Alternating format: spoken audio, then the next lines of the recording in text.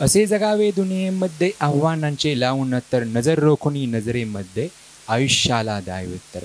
असे दांडगी इच्छा ज्यांची मार्ग तयाला मिळती सत्तर नजर रोखुनी नजरेमध्ये आयुष्याला द्यावे उत्तर.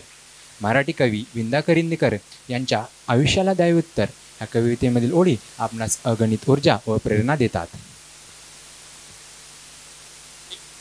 व प्रेरणा घेऊन विविध स्पर्धा परीक्षांची तयारी करणारे विद्यार्थी व आपणास मार्गदर्शन करण्यासाठी उपस्थित असलेले आजचे प्रमुख पाहुणे माननीय IPS बिरदेव डोने सर आणि आपल्या विद्यापीठाचे कुलगुरू माननीय doctor Sunil Bhirud sir, registrar माननीय डॉक्टर सोनावणे सर आणि बोर्ड ऑफ स्टुडंट डेव्हलपमेंटचे डायरेक्टर माननीय MP खोंड सर आणि CSACचे faculty advisor doctor NM Mohite sir आणि आपणा सर्वांचे सिव्हिल सर्व्हिसेस ॲस्पिरंट्स क्लबच्या उद्घाटन समारंभात मी श्रेयश आढाव आणि मी आदित्य चव्हाण सहर्ष स्वागत करतो.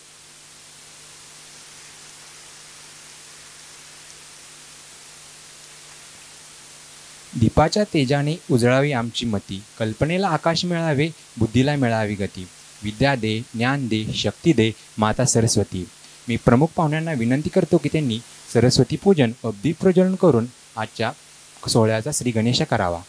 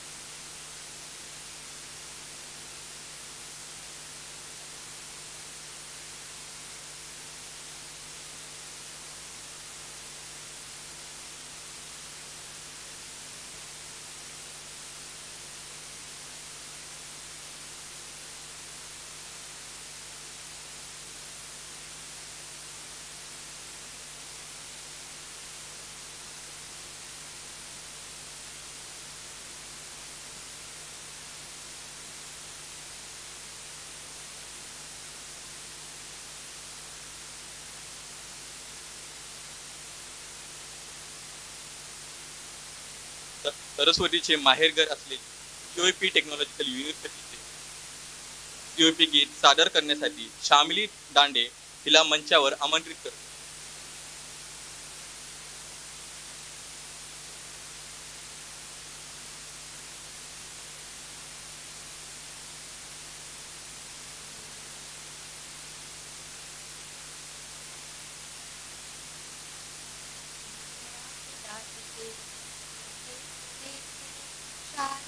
तुझ्या कृपे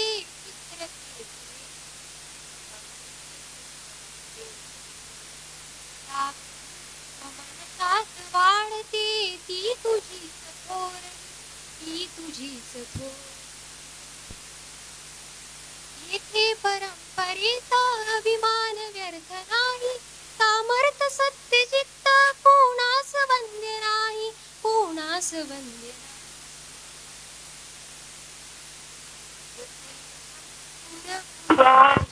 आसमंती सूर्य होती प्रार्थनाची शिवधनुष्ये नाम इथले वर्त करी येथे सर्जना कात धरिते निर्मितांना माणसाला माणसाचे भान आहे चालताना, भान आहे चालताना. विश्वस्त जे पाहे येथे कलंदरांची सृजनात धुंद होणे, येथे अतर्क्य नाही, येथे आहे नेहमीचा गुरुवंत श्रावणाचा, पालकांची थाप आहे विनयहीनी श्राप आहे. या अशा या सर्जनाचा माणसाच्या गौरवाचा स्रोत हा निर्व्याज आहे. दश दिशांना गाज आहे, दश दिशांना गाज आहे. उद्देश जिंकण्याचा येथे अजिंक्य आहे. मधुकोश निर्मितीचा याहून रम्य नाही, याहून रम्य नाही. येथे परंपरेचा अभिमान व्यर्थ नाही. सामर्थ सत्यचित्त कोणास वंद्य नाही, कोणास वंद्य नाही, कोणास वंद्य नाही.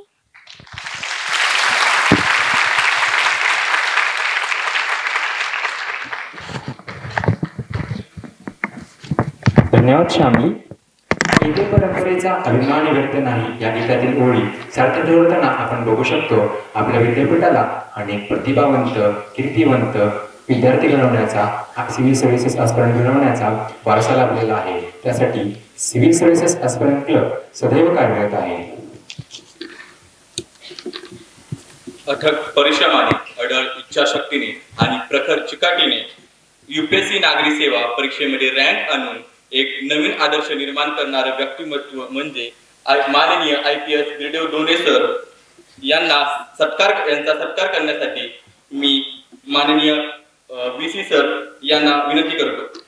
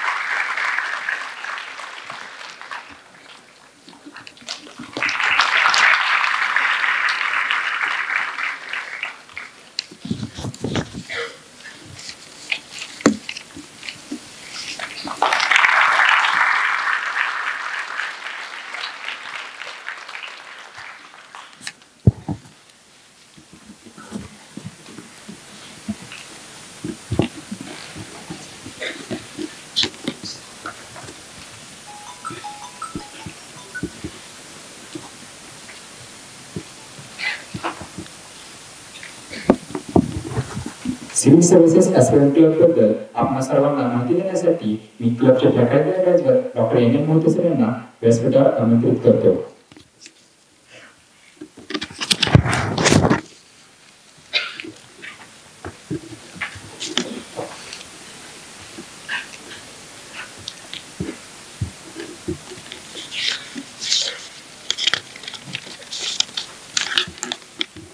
नमस्कार.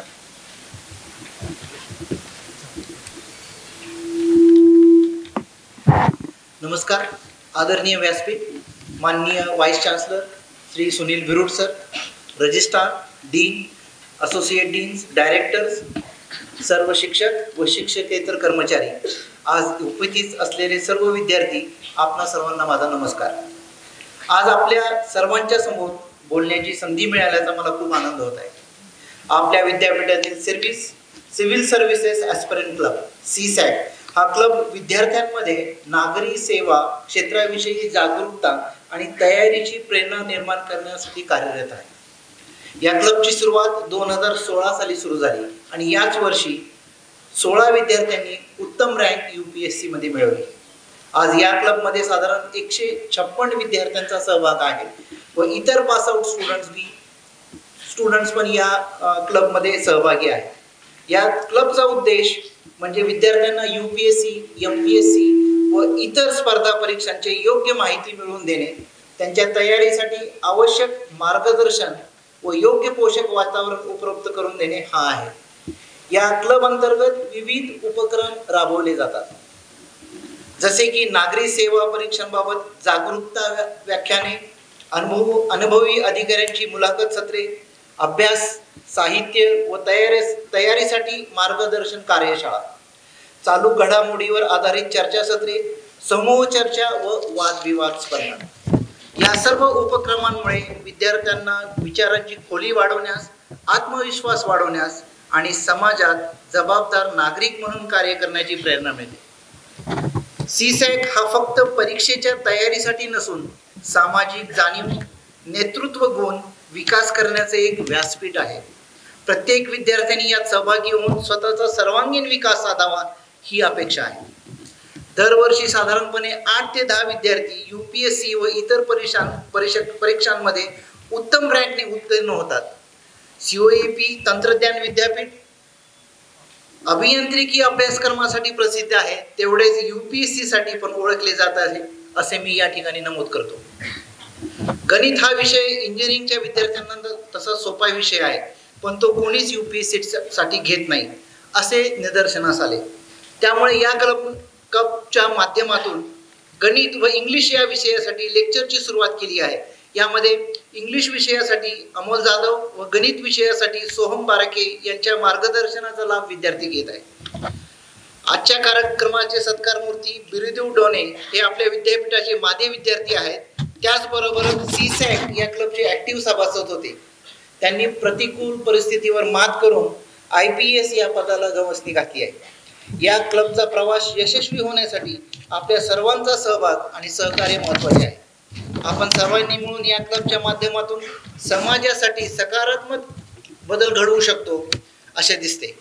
माननीय vice chancellor Sunil Birud sir, registrar, deans, director, board of students, professor Mohan Khond, associate deans, सर्व पदाधिकारी यांचे मी नेहमी सहकार्य व मार्गदर्शन लाभते. आज आपण सर्वजण बिरुदेव डोने यांना ऐकण्यासाठी आलात.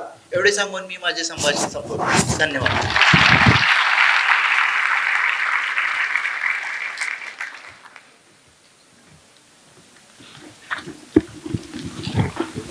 धन्यवाद सर. यानंतर आपले कुलगुरू डॉक्टर सुनील बिरुड सर यांना विद्यार्थ्यांना मार्गदर्शन करण्याची मी विनंती करतो.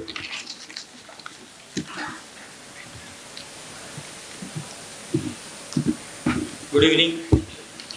आजच्या या समारंभात उपस्थित आजचे सत्कारमूर्ती आपले माजी विद्यार्थी बिरदेव आणि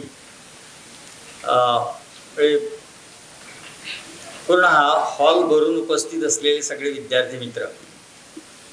कारण म्हणजे मला सुरुवातीला असं वाटलं की आपण कुठल्या एखाद्या अशा वेगळ्या कार्यक्रमासाठी आलोत का इथे, की पूर्ण हॉल भरलेला आहे, मागे विद्यार्थी उभे आहेत, तर कदाचित क्वचितच असा प्रसंग असतो की एंटरटेनमेंटचा कार्यक्रम सोडून कदाचित हा एकच असा कार्यक्रम असेल की ज्याला CVP मध्ये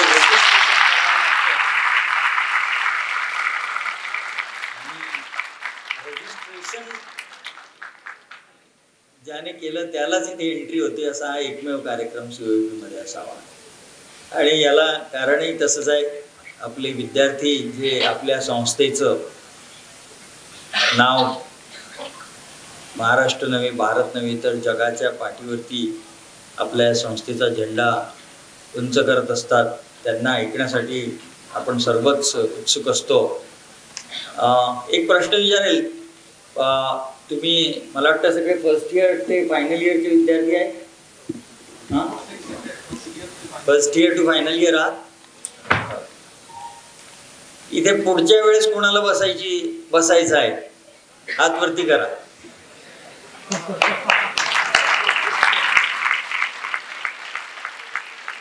व्हेरी गुड.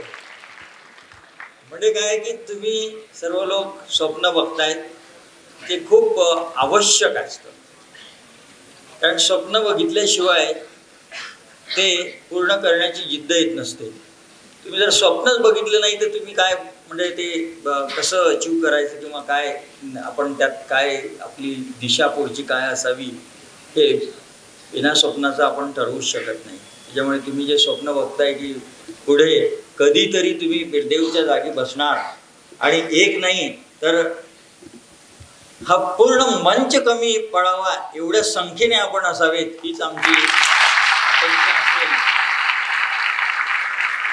आणि त्यावेळेस कोणसर या CVPच्या ऑडिटोरियममध्ये नाही तर आपल्या ग्राउंडवरती तुम्ही हा कार्यक्रम करावा अशी मी अपेक्षा करतो, अपेक्षा बाळगतो. आणि ती कोण सरांकडनं जेवढी अपेक्षा ठेवतो की त्यांनी तिथे कार्यक्रम करावा, तेवढीच तुमच्याकडनं इथे असणार आहे की तुम्ही जास्तीत जास्त संख्येने या स्टेजवरती अशा कार्यक्रमात पुढच्या भविष्यात याल आणि त्यासाठी तुम्हा सर्वांना शुभेच्छा. आज गुरुदेव आपल्या सोबत आहेत, ते वेळात वेळ काढून इथे आपल्या सर्व विद्यार्थ्यांना मार्गदर्शनासाठी हजर झालेत, त्याबद्दल त्यांचे धन्यवाद. संस्था अशा विद्यार्थ्यांना आणि येणाऱ्या आपल्यासारख्या होतकरू विद्यार्थ्यांच्या पाठीशी नेहमी उभी असेल. तुम्हाला सीसॅट क्लबला कुठल्याही प्रकारची मदत तुमच्या दैनंदिन किंवा तुमच्या त्या क्लबच्या ॲक्टिव्हिटीजमध्ये काही फॅसिलिटीज कमी पडत असतील, काही तुम्हाला सुविधा हव्या असतील, तुम्ही त्या तुमच्या टीचर कोऑर्डिनेटर किंवा कोण सरांकडे मांडू शकता आणि त्या जास्तीत जास्त कशा पुरवल्या जातील यासाठी प्रशासनामार्फत मी तुम्हाला ग्वाही देतो की त्याबद्दल नेहमीच पॉझिटिव्ह विचार केला जाईल. धन्यवाद. धन्यवाद गुरुदेव, तुम्ही वेळ काढला. थँक्यू.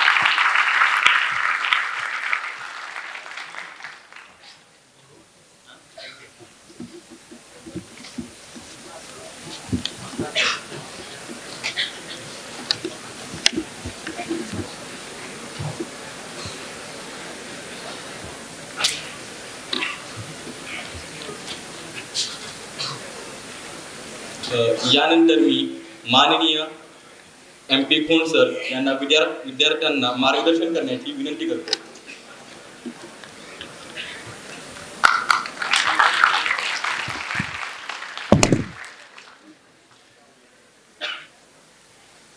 मी कोणतेही मार्गदर्शन तुम्हाला या ठिकाणी करणार नाही, कारण की मार्गदर्शनासाठी साक्षात देवच तुमच्या समोर आहे, Gurudev.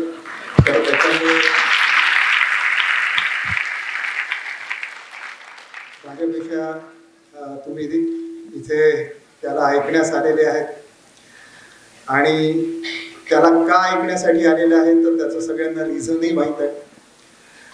Director board of student development च्या वतीनं किंवा जे सर बोलून गेले तर ते स्वप्न आपल्याला प्रत्यक्षात उतरवायचंच आहे आणि त्याकरता director board of student development ऑफिसकडनं मी नेहमीच तुम्हाला ती शाश्वती देतो किंवा तुम्हाला ते आश्वासन पण देतो की या प्रकारच्या जर ॲक्टिव्हिटीज किंवा अशा पद्धतीने या क्लब्सला जर तुम्हाला पुढे न्यायचं असेल तर मी स्वतः तुमच्या पाठीशी सक्षमपणे उभा आणि त्याकरता लागणाऱ्या सगळ्या सुखसुविधा आपण म्हणजे आमचं ऑफिस जे आहे तर ते तुम्हाला पुरवतो.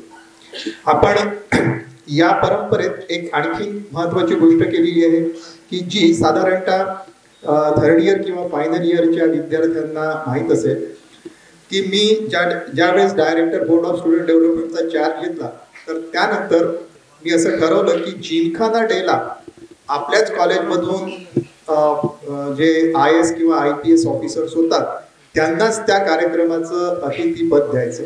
कोणत्याही पद्धतीचा तिथे सेलिब्रिटी नको, कोणत्याही पद्धतीचा तिथे कुठला दुसरा गेस्ट नको, पण जे काल परवा तुमच्यात होते आणि ते ज्यावेळेस या अशा कार्यक्रमाला येतात, जिमखान्याच्या डेला ते तुमच्यासारख्या विद्यार्थ्यांना अवॉर्ड्स देतात, तर ते जे इन्स्पिरेशन्स आहेत तर ते इन्स्पिरेशन आणण्याकरता ही एक आणखीन परंपरा आपण चालू केली आहे. यामध्ये दोन उद्देश आहे की तुम्हाला इन्स्पिरेशन्स तर मिळायला हवेच, पण शिवाय आपले जे ॲल्युमिनी आहेत किंवा जे बिरदेव सारखे विद्यार्थी आहेत त्यांचं आम्हाला कौतुक करण्याचं सुद्धा एक संधी मिळते. तर सरांनी जसं म्हटलं की पुढच्या वर्षी कोणाकोणाला इथे बसायचं आहे, तर मला अत्यंत आनंद झाला की पुष्कळ ॲस्पिरंट्स आहेत आणि त्यामुळे पुढच्या 50 वर्षात COEP मध्ये जिमखाना डेला गेस्ट म्हणून तर नक्कीच मला विद्यार्थी मिळत राहील याची शाश्वती आहे.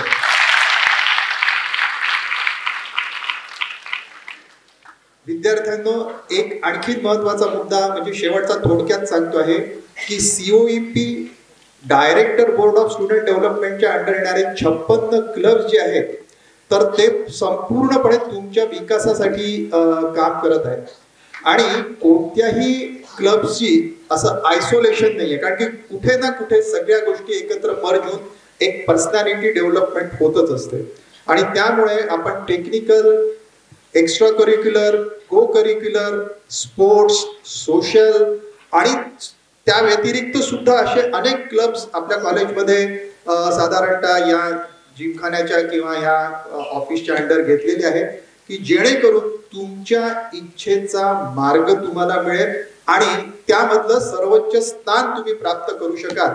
या उद्देशानेच हे सगळे कार्यक्रम किंवा ह्या सगळ्या गोष्टी आपण करत असतो. आणि त्याकरता लागलेलं जे काही म्हणजे मी तुम्हाला म्हणतो पाठबळ तर सोडून द्या, पण त्याच्यासाठी लागणाऱ्या क्लबच्या ऍक्टिव्हिटीज सुरू करण्याकरता, चालू करण्याकरता लागलेलं जे काही असिस्टन्स असतं, तर ते COEPच्या वतीनं तुम्हाला पूर्णतः मिळण्याची मी हमखास गॅरंटी देतो. अजूनही या व्यतिरिक्त काही असे अनेक विचार माझ्यासमोर काही विद्यार्थी मांडतात, त्याचं जर व्यवस्थित आपल्याला रूपांतरित एखाद्या क्लबमध्ये करता आलं तर ते आपण निश्चितच करू. आणि मी स्टुडंट डेव्हलपमेंटच्या दृष्टीने पूर्णतः कटिबद्ध आहे, याची तुम्हाला शाश्वती देतो. आणि आज सरांनी जसं सांगितलं की गॅदरिंग नंतर मी पहिल्यांदा बिरदेव बघितलं की हा हॉल पूर्ण भरलेला आहे. तर यावरनं लक्षात येतं की अशा पद्धतीच्या स्पर्धेसाठी किती विद्यार्थी उत्सुक आहेत आणि किती म्हणजे हे उत्सुकता आणि तुझ्याकडनं मार्गदर्शन मिळवणं हा तर त्यांचा उद्देश जरी असला तरी तू आता सेलिब्रिटी आणि तुझं कौतुक करायला सुद्धा ते इथे उपस्थित आहेत की नाही? बिरदेवचं कौतुक आहे की नाही तुम्हाला? तर पुनश्च एकदा मी मोहिते सरांना धन्यवाद देतो.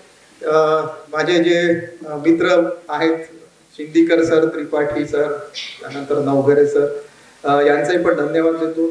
आणि तुम्हा सगळ्यांना शुभेच्छा देतो.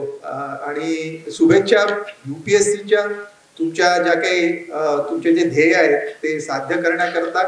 आणि मला असं वाटतं की आता माईक बिरदेवलाच दिलेला बरा. धन्यवाद.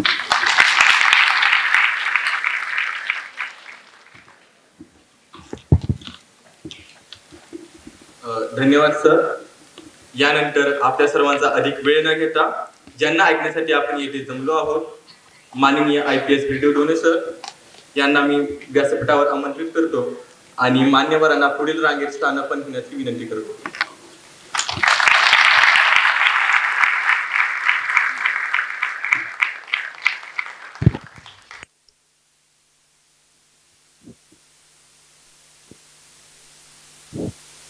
सर्वांना नमस्कार.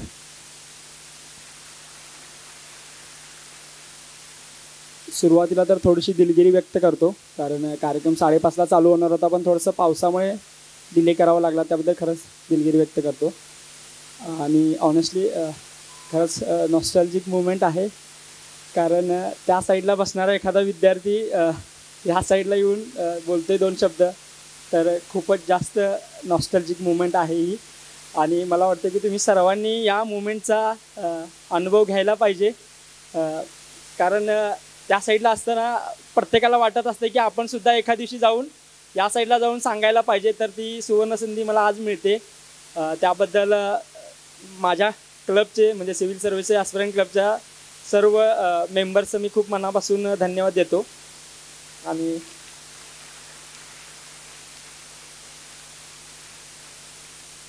महाराष्ट्राचे आराध्य दैवत छत्रपती शिवाजी महाराज आणि शाहू फुले आंबेडकरांना वंदन करून माझे 2 शब्द बोलायला सुरुवात करतो. खरं तर ॲक्च्युली समजत नाही की म्हणजे खूप जास्त विचार करून आलो होतो की असं बोलायचं तसं बोलायचं, पण इथं आल्यावर थोडंसं एकदम कन्फ्युजन झालं, कळत नाही कुठून स्टार्ट करायचं. पण ठीक आहे, प्रयत्न करतो आहे. आणि सुरुवातीच थोडंसं डिस्क्लेमर देतो आहे की माझ्या बाबतीत जे काही घडलं किंवा जे काही मी निर्णय घेतले ते त्या कंडिशनला अनुसरून निर्णय घेतले. ते सर्व निर्णय डिक्टो तुम्हाला हुबेहूब अप्लाय होतील असंच नाही आहेत. मी दिलेल्या शब्दांचा तुमच्या आयुष्यांमध्ये थोडासा वापर करून त्यामधून एखादा पर्याय काढण्यासाठी उपयोग करू शकता, पण त्याचा हुबेहूब इम्प्लिमेंट करण्याचा अजिबात प्रयत्न करू नका. सो हे मी थोडंसं डिस्क्लेमर देतो, कारण यानंतर काही चुकीचा मेसेज जायला नको. त्यानंतर थोडंसं माझ्या प्रिपरेशनबद्दल थोडंसं बोलूयात. 2020 अनफॉर्च्युनेटली गॅदरिंग आमचं डिले झालं एक आठवड्याला, आणि त्याच वर्षी आम्ही इलेक्शन जिंकलो होतो. जिमखाना सेक्रेटरी आणि गॅदरिंग सेक्रेटरी दोन्हीच्याही इलेक्शन आणि दोन्हीच्याही पोस्ट आमच्याकडे होत्या.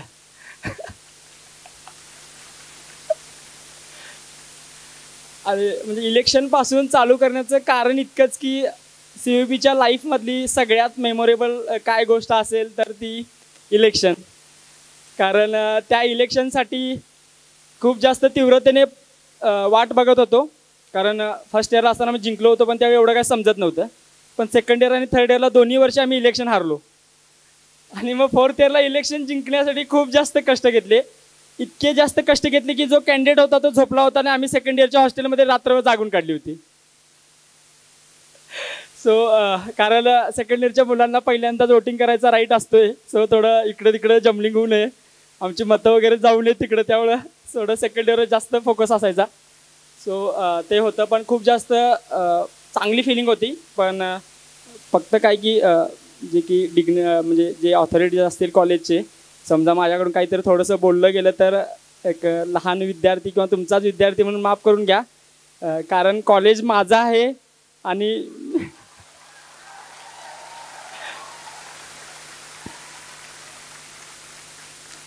जे काही इथं मी मांडेन ते माझे वैयक्तिक मत असेल. त्यावर निर्णय घ्यायचा नाही घ्यायचा हे कॉलेजच्या प्रशासनाचं संपूर्ण म्हणजे त्याबद्दल डिस्क्रिप्शन आहे.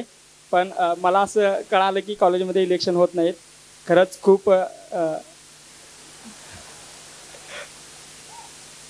खूप चिंताजनक आहे गोष्ट. कारण आम्ही आमच्या वेळी म्हणायचो कॉलेज ऑफ इंजिनिअरिंग पुणे नाही आहे तर कॉलेज ऑफ एव्हरीथिंग पुणे आहे. सो ते आहे त्या बाबतीत पण ठीक आहे जे काय. पण समजा एखादी गोष्ट होत असेल आणि समजा विद्यार्थ्यांना वाटतंय, म्हणजे मी एक इन्सिडेंट सांगतो. फर्स्ट इयरला आम्ही होतो आणि फर्स्ट इयरच्या मेसला दिवाळीचा बोनस 550 रुपये लावला होता प्रत्येक विद्यार्थ्यांच्यावर.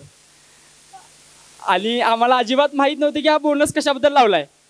मग मी आणि माझा मित्र मनोज बुचडे आम्हाला थोडंसं हिक्की आली की अरे भाई काय 550 रुपये घ्यायला लागलेत आमच्याकडे. एक पत्र लिहिलं आणि त्यावेळी रांजेकर सर रेक्टर होते.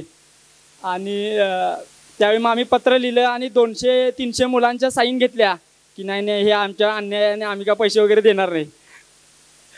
सो हे पत्र आम्ही रांजेकर सरांना दिलो. आणि पण याचा इनडायरेक्टली फायदा असं झालो की सेकंड इयरला मी मेसचा सेक्रेटरी झालो.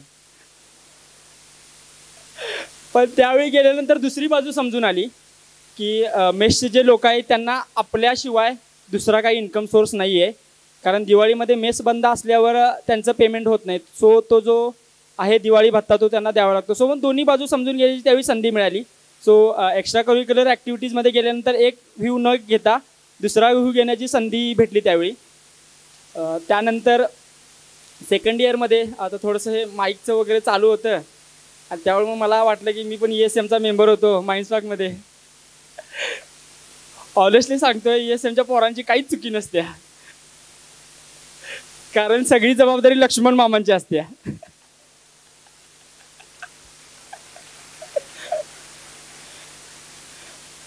सो ते होतं. पण माइंडस्पार्कमध्ये झालं. पण मग त्यानंतर आपलं काय माझा मित्र हेड बनला, माझा रूममेट जय पाटील म्हणून. पण मग आम्हाला थोडं बोट क्लब खूप जास्त नवीन होतं आणि काही गोष्टी बघितल्या नव्हत्या. बोट क्लबसारखं नवीन काय म्हणजे असं काहीतरी आयुष्यामध्ये कधी बघितलं नव्हतं.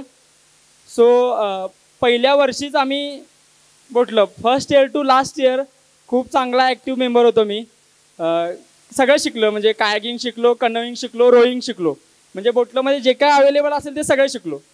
पण काय पोस्ट वगैरे काय भेटल्या नाहीत. RMCमध्ये होतो पण त्यानंतरच्या काही पोस्ट वगैरे भेटल्या नाहीत. लास्ट इयरला मग आम्ही इलेक्शन जिंकली होती. सो मग थोडासा प्रिव्हिलेज जे मुलं राबणार आहेत त्या मुलांना भेटायलाच पाहिजे. त्यानंतर मग जिमखाना ऑडिटरचे इलेक्शन्स इंटरव्ह्यू होते. पण मग GS कॅन्डिडेटनं आमचं नाव पुढे गेल्यामुळे आम्ही जिमखाना ऑडिटर झालो. सो लास्ट इयर पूर्णपणे जिमखाना ऑडिटरच्या त्या ह्याच्यामध्ये गेलं. हे सगळं करण्यामागचा किंवा हे सगळा खटाटोप करण्यामागचा हेतू एकच होता की आमच्या वेळी क्लबचा सेक्रेटरी किंवा जिमखाना ऑडिटर वगैरे झाल्यानंतर मोठी ट्रॉफी भेटायची. पण अनफॉर्च्युनेटली लॉकडाऊन लागल्यामुळे त्या ट्रॉफीची संधी निघून गेली. पण आज ती पुन्हा भेटलेली आहे. सो याचसाठी केला होता अट्टहास हे म्हणायला काही हरकत नाही आहे. सो असा सगळा माझा म्हणजे अभ्यासाव्यतिरिक्त सगळा दिनक्रम कॉलेजमध्ये चालायचा. थोडंसं फर्स्ट इयरबद्दल सांगतो. मला दिवस अजून आठवतोय. 6 ऑगस्ट 2016 ॲडमिशन घ्यायसाठी मी पुण्यात आलो होतो. घरातला मी पहिलाच शिकलेला मुलगा असल्यामुळं पुण्यामध्ये पहिल्यांदाच आलो होतो. कोणी पाहुणे नव्हते, काही नव्हते, कुठं राहायची सुविधा उपलब्ध नव्हती. हॉस्टेलमध्ये आल्यावर कळालं की मुलींना 100% हॉस्टेल मिळते आणि मुलांना मेरिटवर हॉस्टेल मिळते.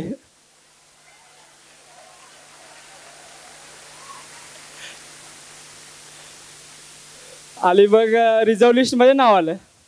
मग तोपर्यंत पप्पा आणि मी कन्नडमध्ये बोलत होतो आणि कन्नडमध्ये बोलताना एका माझ्या मित्रानं ऐकलं, म्हणजे प्रवीण शिवपोजे म्हणून नाव आहे, तो हॉस्टेलमध्ये अर्न अँड लर्नमध्ये काम करायचा. सो त्यानं ऐकलं आणि मग म्हणाला कुठलाही वगैरे त्यानं चौकशी केली आणि रांजेकर सरांची परमिशन काढून त्याच्या रूमवर राहायची मला संधी दिली जोपर्यंत रिझर्व्ह लिस्ट क्लिअर होत नाही. आणि फॉर्च्युनेटली सेकंड राऊंडमध्ये म्हणजे तोपर्यंत आम्ही कॉमन रूममध्ये होतो. फर्स्ट इयरमध्ये जे मुलं असतील त्यांना थोडासा अंदाज असेल कॉमन रूमचा. आणि मग कॉमन रूममध्ये आम्ही H105मध्ये शिफ्ट झालो, आम्ही सगळे ते रूममेट वगैरे. पण मग त्यानंतर कानाला एकच खडा लावला की अभ्यास फक्त हॉस्टेलचे रूम मिळवायसाठी करायचे. बाकी पॉइंटर वगैरे ठीक आहे, पण हॉस्टेलची रूम मिळाली पाहिजे हा मात्र अभ्यासाचा मेन हेतू आहे. एवढं मात्र कळून चुकलं होतं. अभ्यासामध्ये म्हणजे 10वीला खूप चांगले मार्क भेटले, 12वीला पण खूप चांगले मार्क भेटले.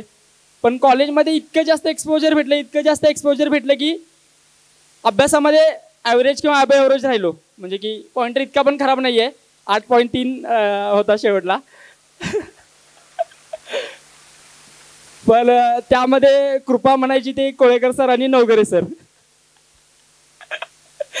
कारण आमच्या प्रोजेक्टचं प्रेझेंटेशन नवगरे सर आणि कोळेकर सर घ्यायचे आणि माझ्या प्रोजेक्टचे गाईड कोळेकर सर होते. सो सरांनी पण कधी आमचं टेन्शन घेतलं नाही आणि आम्ही पण सरांचं टेन्शन घेतलं नाही. खूप रॉयल माणूस.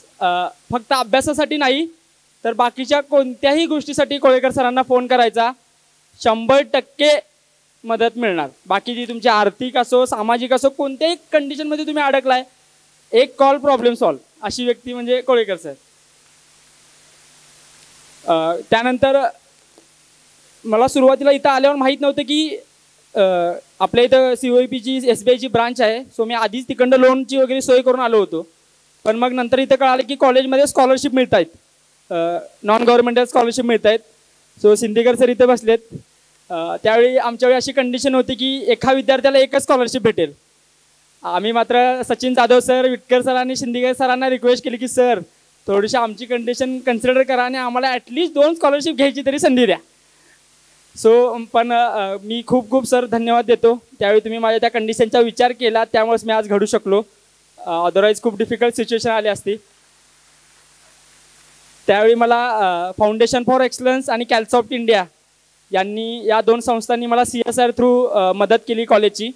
पण मग त्यातून माझी कॉलेजची फीज आणि हॉस्टेलची फीज जायची आणि मला मेसचे जे काही चार्जेस असतील ते, कारण घरून काय पैसे यायचे नाहीत. कारण परिस्थिती अशी होती की घरून मी पैसे मागत नव्हतो. कारण जबाबदारीचं ओझं लहान वयात आल्यामुळं कळतंय की बाबा मागितलंच नाही पाहिजेत. सो ही गोष्ट मॅनेज करायलासाठी अर्न अँड लर्नमध्ये काम करायला चालू केलं. सुरुवातीला स्कॉलरशिप सेक्शनमध्ये Sachin Jadhav sir, Whittaker sir यांच्याकडे काम करायला चालू केलं. आणि या फेजमध्ये एवढं मला कळून चुकलं होतं की काय म्हणजे टीचिंग स्टाफसोबतचं आपलं रिलेशन थोडंसं ठीक आहे, म्हणजे ॲव्हरेज आहे. पण नॉन टीचिंग स्टाफसोबतचं रिलेशन मात्र एकदम 100% एकदम खणखणीत नाणं आहे. म्हणजे त्यामध्ये असतील की डोंबाळे सर स्टुडंट सेक्शनचे असतील किंवा सचिन जाधव सर असतील किंवा हॉस्टेलचे विनोद सर असतील. आपल्याला बोनाफाईड पाहिजे असलं तर एका दिवसात बोनाफाईड मिळणार. सो रिलेशन इतकं चांगलं होतं की म्हणजे काय की म्हणजे एवढं मात्र समजलं अर्न अँड लर्न सेक्शनमध्ये काम केल्यानंतर समोरची व्यक्ती चिडते तर का चिडत असते की खूप जास्त कामाचा ताण असतो आणि एकच क्वेरी विचारणारे 100 मुलं येत असतात. सर माझं असं झालं, माझं तसं झालं, तेच ऐकून ना त्यांना पण थोडंसं इरिटेट झालेलं असतं. सो शेवटी ते होतंय. आणि मुलांचं पण काय असतं की तूप खाल्यावर लगेच रुपया पाहिजे. सर मी आत्ता गेलो की लगेच दाखला द्या बघा. सो अशी मुलांची पण अपेक्षा असते. सो तसं काही करायला नाही पाहिजे, ॲटलिस्ट थोडासा वेळ पण दिला पाहिजे. सो ते आहे. त्यानंतर कॉलेजच्या बाबतीत अजून काय माझी गोष्ट राहिली आहे का, कारण हीच संधी आहे सांगायची, त्यानंतर संधी मिळेल नाही मिळेल माहीत नाही आहे. ऑलमोस्ट बऱ्यापैकी तर माझी म्हणजे बाकी एक्स्ट्रा करिक्युलर ॲक्टिव्हिटीजच्या बाबतीत तर सगळं सांगून झालेलं आहे. म्हणजे सगळीकडे केलं की म्हणजे जेस्टमध्ये पण आर्चरी काहीतरी नवीन आलो होतो. सो त्यावेळी आर्चरी पण शिकायला गेलो. फेन्सिंग आली होती आमच्या बॅचची, श्रेया शिरवाडकर शिकवायची. सो त्यावेळी पण थोडंसं फेन्सिंग शिकायला गेलो. पण बोटक्लबमुळे बाकीच्या काही गोष्टी करता आल्या नाहीत. आणि सध्या एक खूप चिंताजनक गोष्ट म्हणजे सध्याचे विद्यार्थी बोटक्लबमध्ये पाणी घाण असल्यामुळे पार्टिसिपेट करत नाही आहेत.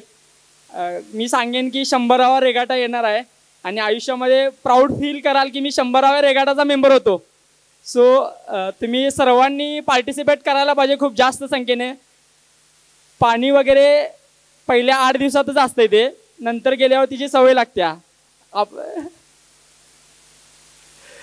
सो रोईंगवाले तर इतके जास्त पाण्यात पडत नाहीत, पण कायाकिंगवाले दिवसात नाही 4-5 वेळा तर पाण्यात पडतात. सो सवय झालेली असत्या.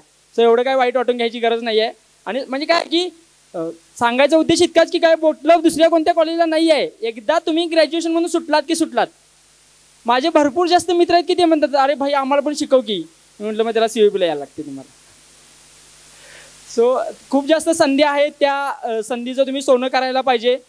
आणि कॉलेजमध्ये एखादी गोष्ट समजा विद्यार्थ्यांच्या हिताच्या विरोधात जात असेल, हितासारखी घडत नसेल, तर असं अजिबात म्हणायचं नाही की नाही नाही मला तर काही इफेक्ट होत नाही ना, ठीक आहे जाऊ दे, बाकी काय होते ते होऊ दे.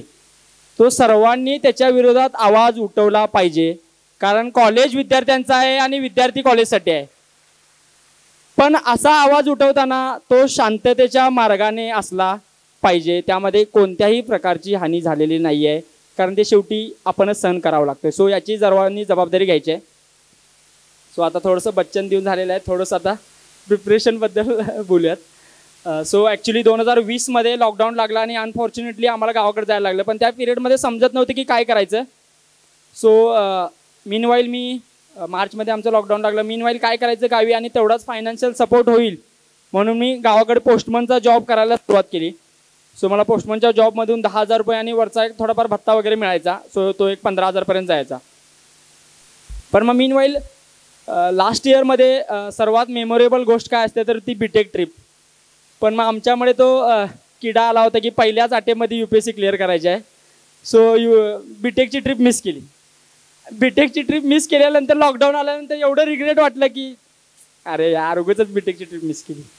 सो ज्या गोष्टी ज्या वयात करायच्या आहेत त्या गोष्टी त्या वयात केल्याच पाहिजे असं माझं वैयक्तिक मत आहे.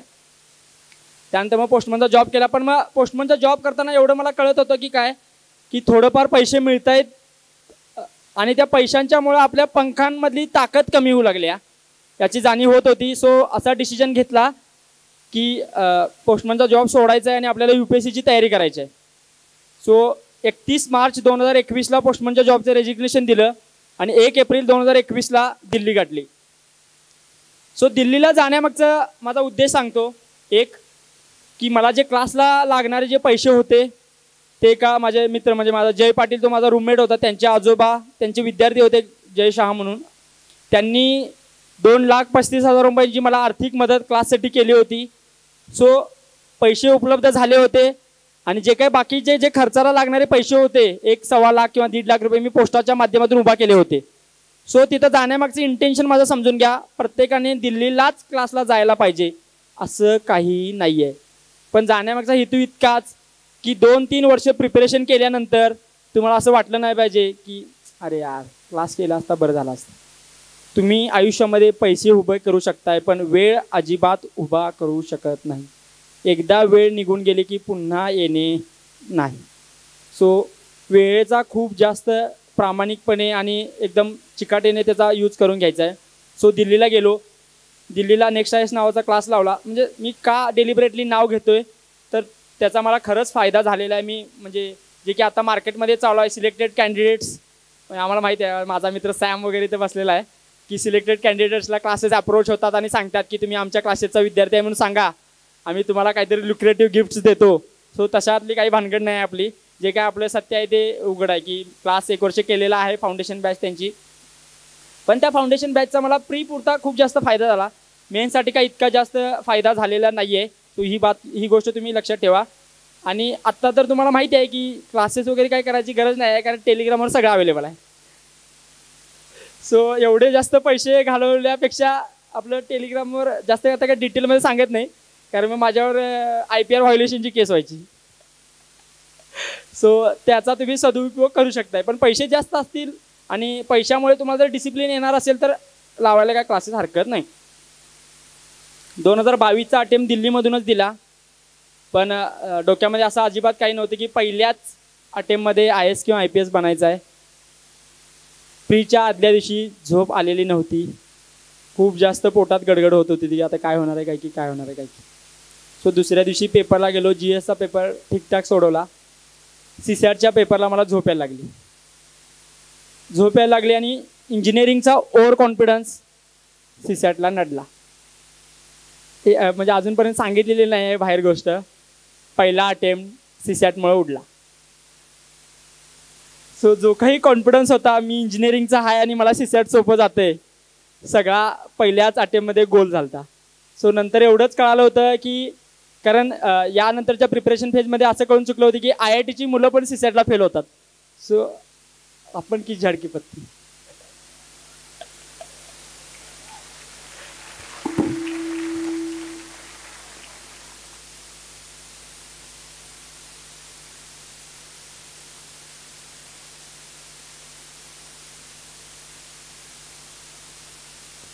सो 2022चा पहिला अटेम्प्ट प्री निघाली नाही, पण संघर्षाचा तो जो पिरियड होता, प्रीच्या प्रिपरेशनचा वेळ संपला होता आणि त्यावेळेचा तो लीन पिरियड होता. तो लीन पिरियडचा विद्यार्थ्यांनी वापर मेन्सच्या प्रिपरेशनसाठी करायचा आहे.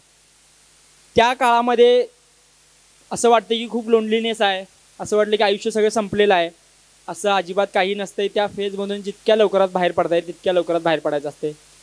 सो ते बाहेर पडायला काय हेल्प करणार आहे तर तुमचं सर्कल, तुमचं फ्रेंड सर्कल जितकं ऑप्टिमिस्टिक आणि जितकं पॉझिटिव्ह असणार आहे तितकं तुम्हाला त्या झोनमधून बाहेर पडायला खूप जास्त हेल्प होणार आहे. आणि माझे सगळ्या सर्कलमधले मित्र आपले काय आहे की CVPच्या पोरांचा ड्रॉबॅक काय आहे, आपलं बाहेरच्या सोबत जमतच नाही. CVPचं असलं की हां ठीक आहे CVPचं आहे ना, मग आपण कसं पाहिजे तसं बोलू शकतोय. सो माझ्या सर्कलमध्ये आपल्या कॉलेजचे सिनियर होते, मग त्यामध्ये प्रांजल चोपडे जो ऑलरेडी फॉरेस्टमध्ये आहे, Indian forest service Maharashtra cadre, Ashish Patil MP कॅडरचा IAS आहे, प्रतीक फाळके किंवा सॅम असेल किंवा सौरभ देशपांडे किंवा जय पाटील वगैरे, म्हणजे माझ्या कॉलेजचे मित्र किंवा ओंकार जाधव वगैरे असे मित्रच खूप चांगला सर्कल बनला होता आमचा. सांगायचं तात्पर्य इतकाच की काय हाय फेजमध्ये स्वतःला मेंटेन करणं कम्पॅरेटिव्हली इझी आहे, लो फेजमध्ये मेंटेन करणं डिफिकल्ट आहे. सो त्या लो फेजमध्ये तुम्हाला हेल्प करायला तुमच्या इतकेच मोटिवेटेड, तुमच्यासारखेच ध्येय वेडे असणारे मित्र तुमच्यासोबत असायला पाहिजेत. सो ते एवढं लक्षात ठेवा की मित्र चांगले बनवायचे आहेत, पाय खेचणारे नाहीत तर हात देणारे पाहिजेत मित्र, एवढं लक्षात ठेवा.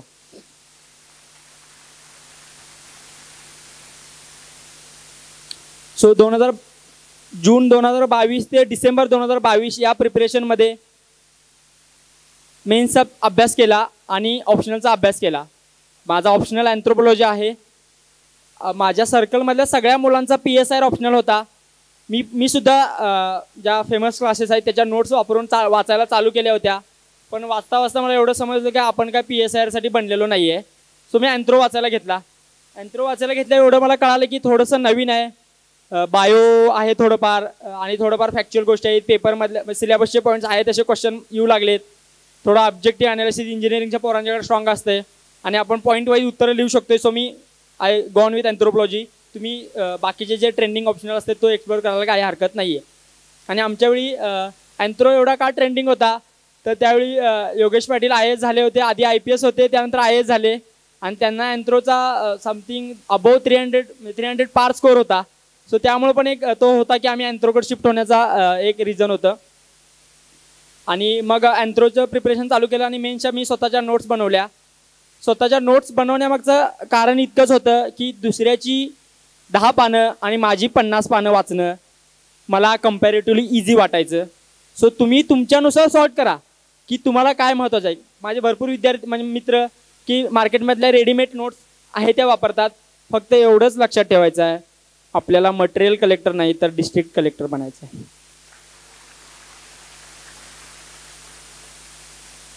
लिमिटेड रिसोर्सेस मॅक्झिमम रिव्हिजन हा कानमंत्र सगळ्यांनी लक्षात ठेवायचा आहे. कारण रिसोर्सेस मिनिमम असतील आणि मॅक्झिमम रिव्हिजन असेल तर तुम्हाला त्या काय ते रीडिंग बिटवीन द लाईन्स ज्या असतात त्या गोष्टी तुम्हाला समजायला लागतात. सगळंच न्यूजपेपरचं ॲनालिसिस जे यूट्यूबवर अवेलेबल आहे किंवा यूट्यूबवर जे ॲनालिसिस अवेलेबल आहे त्यातून समजत नाही. स्वतः सोसल्याशिवाय किंवा स्वतः मेल्याशिवाय स्वर्ग दिसत नाही, जी गोष्ट म्हणते ना तसं स्वतः कष्ट केल्याशिवाय त्यातल्या त्या नुआन्सेस आहेत त्या अजिबात दिसत नाहीत. सो पुन्हा 2023ला प्रीची प्रिपरेशन चालू केला.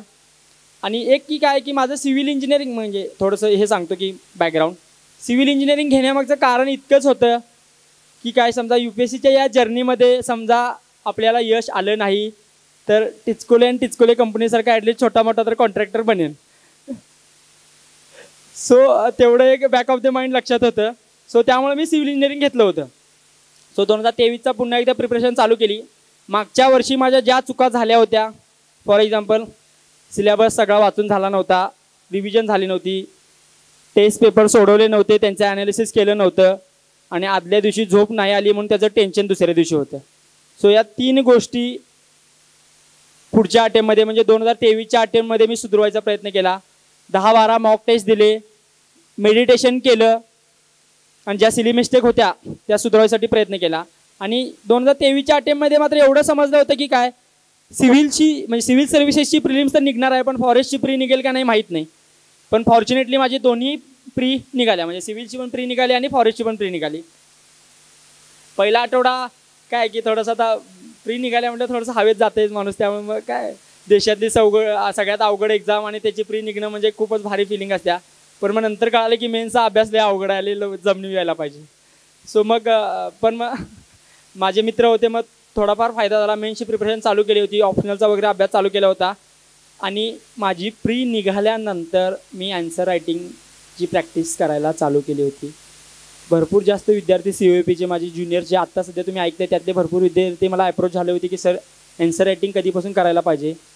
सो खूप जास्त फोबिया जो मार्केटमध्ये क्रिएट केलेला आहे क्लासेसचा त्याच्याकडे अजिबात लक्ष देऊ नका. COP येत आहे तर तुम्ही महाराष्ट्रातली क्रीम आहात एवढं लक्षात ठेवा. प्रवाहासोबत वाहत जायचं नाही आपल्याला.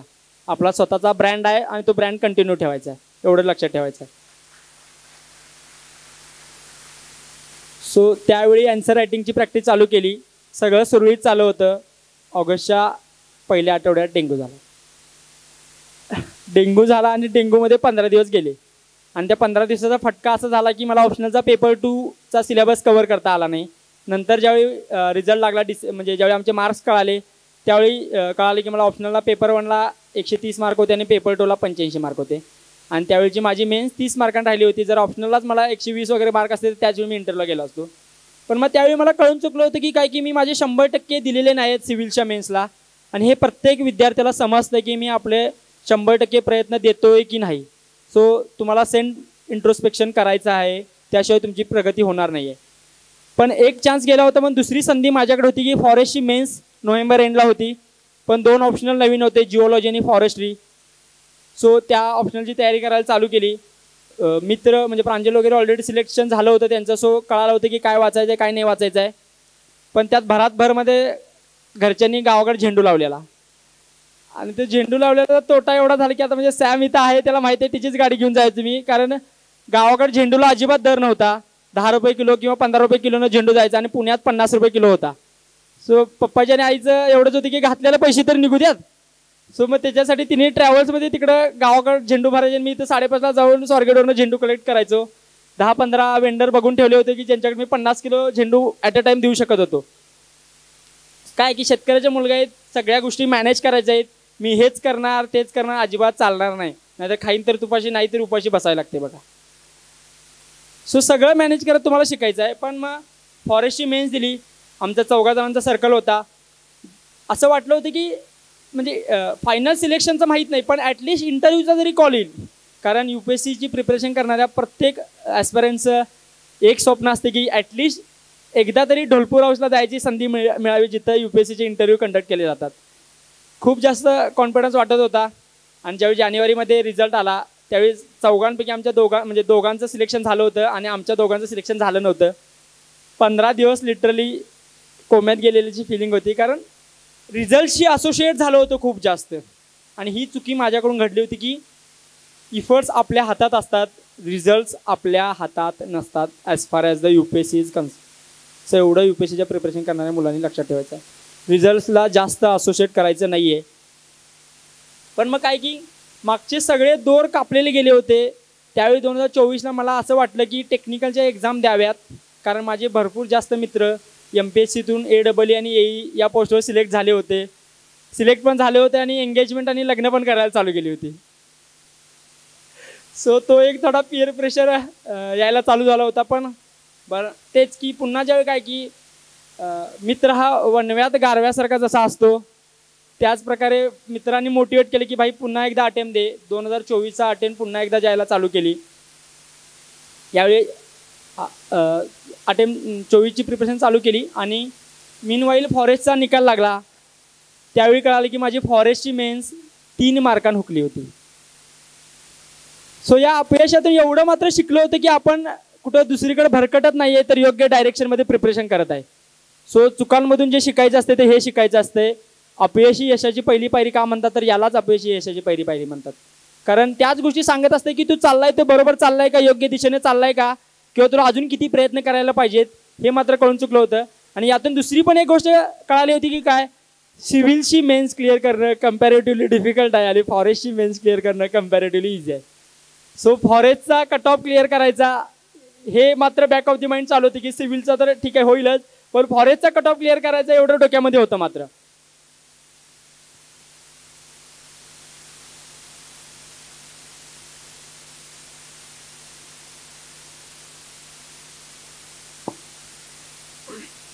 माफ करा थोडं मध्ये थांब.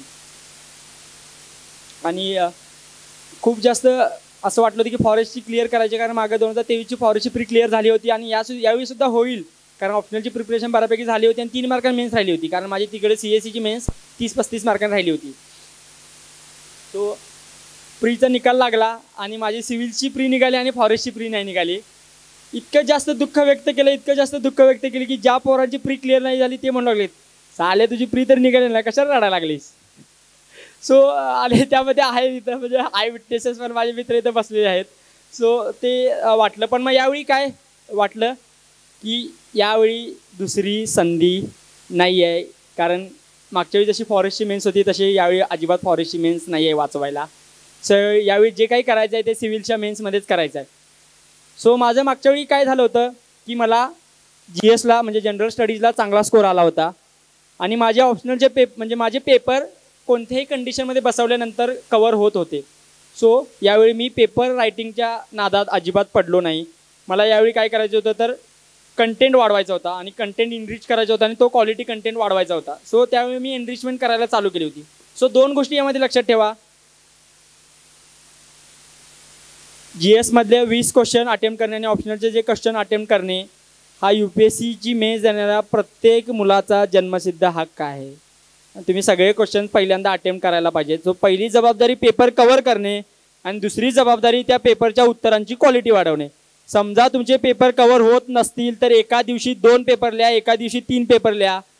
नॉर्थमधले विद्यार्थी 2-2, 3-3 पेपर एका दिवशी लिहून स्वतःचं अँसर रायटिंगचं स्पीड वाढवतात.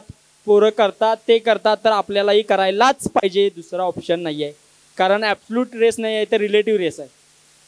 कारण इथे काही कट ऑफ फिक्स नाही आहे, कट ऑफ रिलेटिव्ह आहे. सो एवढं लक्षात ठेवा. सो सगळं सुरळीत चालू होतं. GSचा अभ्यास ठीकठाक चालू होता आणि ऑप्शनलला कमी स्कोर आला होता, त्यामुळे मी ऑप्शनलला जास्त फोकस करायला चालू केला होता. ऑप्शनलच्या पेपरवरला मला ऑलरेडी स्कोर आला होता 130, जो की ठीकठाक चांगला होता. पण मग मला असं वाटलं होतं की थोडंसं प्रेझेंटेशन वाढवलं, थोडं हँडरायटिंग थोडंसं चांगलं केलं की थोडंसं अजून थोडेसे 10-12 मार्क वाढायला हेल्प होत्या. सो पेपर 1च्या बाबतीत ते केलं आणि पेपर 2चा सिलेबस वाचून झाला नव्हता आणि यावेळी मी ऑप्शनलवर खूप जास्त फोकस केला होता. 9 पैकी 7 टेस्ट सिरीज ऑप्शनलच्या लिहून कव्हर केले होते आणि GSचं फक्त भीती वाटत होती की बाबा पेपर कव्हर होतोय की नाही. या हेतूसाठी फक्त GS1ची एकच मॉक दिली होती, पण तो पण पेपर कव्हर झाला होता आणि क्वालिटी कव्हर झाला होता. सो ती काय भीती वाटत नव्हती. सो पुन्हा सगळं व्यवस्थित चालू होतं, एकदम स्मूथली चालू होतं. आणि काय ठरल्याप्रमाणे ऑगस्टचा पहिला आठवडा आला आणि मला पुन्हा एकदा डेंग्यू झाला. पण फॉर्च्युनेटली असं झालं की मागच्या वेळी डेंग्यू झाला होता, 15 दिवस गेले होते, त्यामुळे यावेळी माझे 7च दिवस गेले, कारण त्या अँटीबॉडीज थोड्याशा बॉडीमध्ये होत्या. सो ऑप्शनलचा पुन्हा चांगला अभ्यास केला आणि मुंबईला मेन्स दिली. GSचे पेपर चांगले गेले. GSचे पेपर चांगले गेल्यानंतर असं वाटलं की हां ठीक आहे, यावेळी इंटरव्ह्यूचा कॉल येऊ शकते. ऑप्शनलचा पेपर 1 जो की माझा स्ट्रॉंग पॉईंट होता तो पण चांगला गेला. मागच्या वर्षीपेक्षा एक 10-12 मार्क चांगलं येतील असं वाटलं. आणि जसा ऑप्शनलचा पेपर 2 आला तसं वाटलं की अरे गणलं वाटायला लागली, ह्यावेळी पण ढोलपूर हाऊसला जायची संधी हुकली वाटायला लागली असं वाटायला लागलं. कारण पेपर थोडा रँडम आला होता, एक्सपेक्टेड लाईनपेक्षा वेगळा आला होता, पण सगळ्यांनाच अवघड गेला होता. आणि असं वाटलं की म्हणजे काय की पुन्हा एकदा UPSCची प्री द्यायला लागते वाटायला लागले. आणि UPSCचा असा आहे की सस्ता नशा आहे. 100 रुपयेमध्ये 1 वर्ष वाया घालवणारं हे काय आहे की ॲडिक्शन आहे. कारण फी 100 रुपये आणि 1 वर्ष वाया घालवत्या. या मेला प्री दिली की पुढच्या मेला प्री द्यायला लागत्या. सो ते आता ठरलं होतं की आणि पुन्हा प्री देण्यामागचं म्हणजे असं का विचार चालू होते, कारण समजा मी दुसरीकडे कुठं जॉबला गेलो तर तिथं मला काय असं रेडीमेड 10-12 लाखाचं जसं कॉमच्या IT च्या पोरांना पॅकेज मिळते तसं आम्हाला सिव्हिलच्या पोरांना काय मिळणार नव्हतं. सो तिथं जाऊन पण ॲटलिस्ट जसं नवकरी सरांनी आम्हाला सांगितलं की 3-4 वर्ष तुम्हाला सिव्हिलच्या फील्डमध्ये स्ट्रगल करावं लागणारच आहे, त्यानंतरच तुम्ही स्वतःला सेटअप करू शकताय. सो तिथं 3 वर्ष खर्च करण्यापेक्षा माझं असं ठरलं की ॲटलिस्ट अजून एखादं वर्ष इकडेच खर्च करूया. कारण ऑलरेडी इकडं मी नदी पास मधीपर्यंत आलो होतो नदीला, आणि नदीच्या त्या काठाला जाण्यापेक्षा ॲटलिस्ट या काठाला तर जायचा प्रयत्न करूया असं आग्रह करून परत आगेकूच करायला चालू केली. आणि फॉर्च्युनेटली डिसेंबरला रिझल्ट लागला आणि माझी मेन्स क्लिअर झाली होती. पण मेन्सचा तो निकाल खूपच चुकीच्या वेळी आला होता, कारण त्यावेळी पप्पांचं आमच्या PCNLचं ऑपरेशन करायलासाठी दुसऱ्या दिवशी ऑपरेशन होतं आणि आदल्या दिवशी मेन्सचा निकाल लागला. सो त्या निकालाचं काही इतकं कौतुक वाटलंच नाही, कारण ऑपरेशन चालू होतं, पप्पांचं ऑपरेशन दुसऱ्या दिवशी होतं. आणि मग 20 डिसेंबरला इंटरव्ह्यूचं शेड्यूल बाहेर पडलं आणि त्यावेळी कळालं की 20 जानेवारीला माझा इंटरव्ह्यू आहे. सो त्यावेळी मग थोडंसं की भाई आता UPSC सारखा इंटरव्ह्यू 1 महिन्यामध्ये प्रिपरेशन करायची, त्यामुळे थोडीशी लागलेलीच.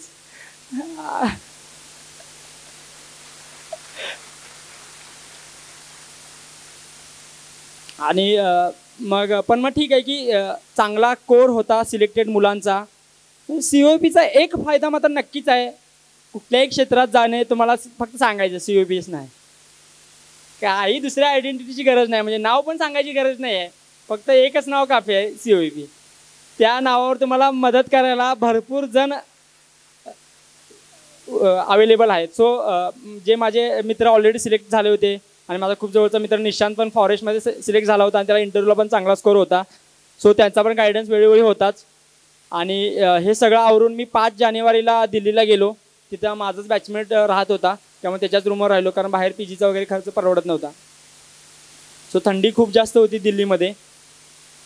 आणि मग चालू होते इंटरव्ह्यूची प्रिपरेशन, मॉक वगैरे दिली आणि 3-4 मॉक वगैरे दिले असतील. आणि ॲक्च्युअली इंटरव्ह्यू माझा 20 जानेवारीला होता. खूप जास्त भीती वगैरे होती की पहिलाच इंटरव्ह्यू आहे आणि मॉकमध्ये इतकं जास्त फॉर्मल इंटरव्ह्यू घेतात की म्हणजे भाई आता काय तुझा एकदम तिथं मर्डरच होणार आहे का काय, असं एकदम फील करून देतात की एकदम स्ट्रिक्ट आणि एकदम काय म्हणतात त्याला ते आम्ही काय ते शब्द वापरतो आठवत नाही.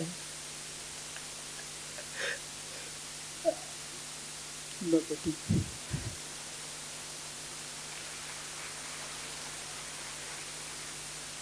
कारण शिक्षक वगैरे बसलेत त्यामुळे मला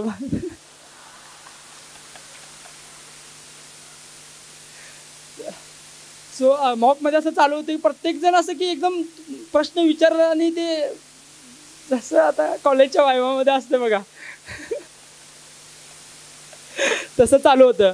पण ॲक्च्युअल 20 जानेवारीचा ज्यावेळी माझा इंटरव्ह्यू आला त्यावेळी असं वाटलं की काय की खूप जास्त इनफॉर्मल डिस्कशन असते आणि इतकं जास्त कम्फर्टेबल फील करून देतात तुम्हाला, इतकं जास्त कम्फर्टेबल फील करून देतात की तुम्ही पाठ करून आलेली उत्तरं विसरवायला भाग पाडतात. कारण मॉकमध्ये बघितलेलं असतं एक 5-6 क्वेश्चन ठरलेले असतात. Introduce yourself, why civil services, इंजिनिअरिंगचा तुला कसा फायदा होणार आहे सिव्हिल सर्व्हिसेसमध्ये, किंवा हॉबी हीच का आहे, अशी सगळी थोडी उत्तरं पाठ करून गेलो होतो, पण त्या उत्तरांचा काय जास्त फायदा झाला नाही आणि ऑन दी स्पॉट उत्तरं द्यायला चालू केली. सुरुवातीला मला चेअरमन सर होते, त्यांनी पोस्ट ऑफिसमध्ये जॉब केला त्याबद्दल थोडंसं विचारायला चालू केले. त्यानंतर मॅडम होत्या, त्या मॅडमांनी मला सिव्हिल इंजिनिअरिंगबद्दल विचारलं की व्हाय देर is a buzz of infrastructure in nowadays. So तो एकच क्वेश्चन मला सिव्हिल इंजिनिअरिंगबद्दल आला.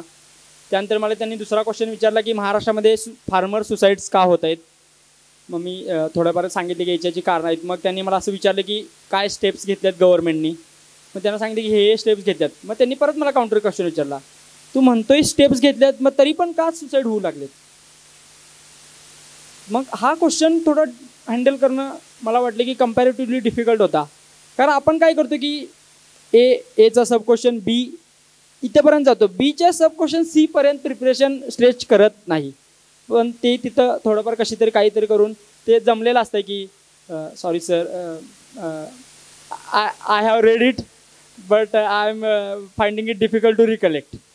सो असे काहीतरी ठरलेलं असतं की 5-6 टॅगलाईन क्लासवाल्यांनी शिकवलेले असतात, ते सांगायचं sorry sir I will read about it असं वगैरे असतात त्या गोष्टी, त्या सांगायचं.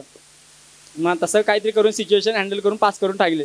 कारण सिनियर्सनी सांगितलेलं काय की ग्रे एरियामध्ये अजिबात इंटरव्ह्यू घेऊन जायचं नाही आहे आणि ब्लंडर अजिबात करायचं नाही आहे. कारण भारी केला नसेल तरी चालेल, पण ॲव्हरेज जायला पाहिजे इंटरव्ह्यू. कारण ब्लंडर करून बिलो ॲव्हरेज मार्क घेण्यापेक्षा नॉर्मल जाऊन ॲव्हरेज मार्क घेतलेले कधी पण चांगले. सो एवढं होतं. दुसऱ्या एका मेंबरने तर माझी फुल एकदम चालू केली आणि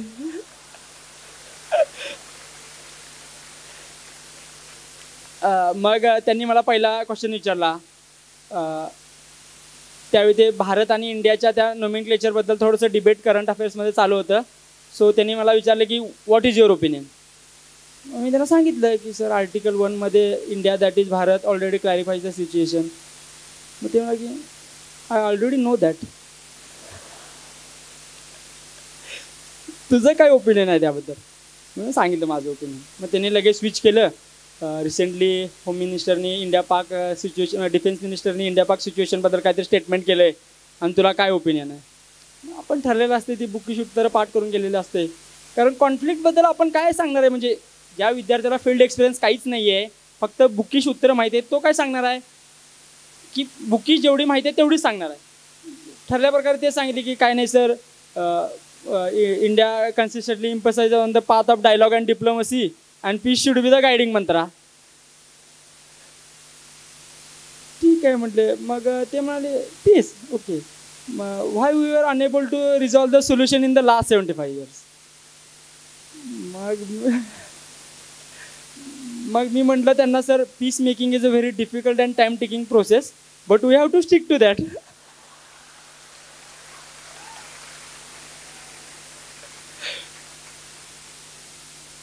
मग त्यांनी मला विचारलं what is your opinion on the violence, weather India should resort on the violent methods. मग काय की सिनियरने सांगून दिलेलं आहे कोणतंही उत्तर देताना रूल ऑफ लॉ आणि कॉन्स्टिट्यूशनला धरूनच उत्तरं द्यायचं. स्वतःचं अजिबात काय मत मांडायचं नाही. जे काय मत असेल ते न्यूजपेपरच्या चांगल्या एडिटरने दिलेलं आहे, त्यांचंच मत मांडायचं आहे, दुसरं कुणाचं मत मांडायचं नाही आहे. सो मी त्यांना सांगितले की sir if India does the same thing which other countries are doing then there will be no difference between India and others. Peace is the what that differentiate India from the others. असं काहीतरी सांगून काहीतरी situation ढकलून नेली. मग त्यांना पण कळालं की हां ठीक आहे, म्हणजे बच्चन देऊ लागलाय भाऊ. कारण ऑनेस्टली म्हणजे आता शिक्षकांना माहिती आहे second year, third year, fourth इयरला आलेले मुलं अशी मी 15-20 वर्षे मुलं बघितल्यात आणि काय उत्तर देतात काय नाही उत्तर देतात. आणि पोरांना खोळ्यात काढायचं झालं तर शिक्षक कोणताही क्वेश्चन विचारू शकतात, एवढं मात्र शिक्षकांना माहिती आहे. सो तिथं मला कळून चुकलं होती की काय की इंटरव्ह्यूला कळतंय की तोंड उघडल्यावरच कळतं की याची लायकी किती आहे. सो मग तिथं काही जास्त बोलायचं नाही एवढंच ठरवलं होतं. आणि काहीतरी करून बाबा दुसऱ्या मेंबरकडे पास ऑन कर की सर मेरा हो गया आप क्वेश्चन पूछिए. सो दुसऱ्या एका मेंबरनी मला विचारायला चालू केलं आणि माझी हॉबी होती शीप अँड गोट रेअरिंग, त्याबद्दल मला क्वेश्चन विचारायला चालू केले.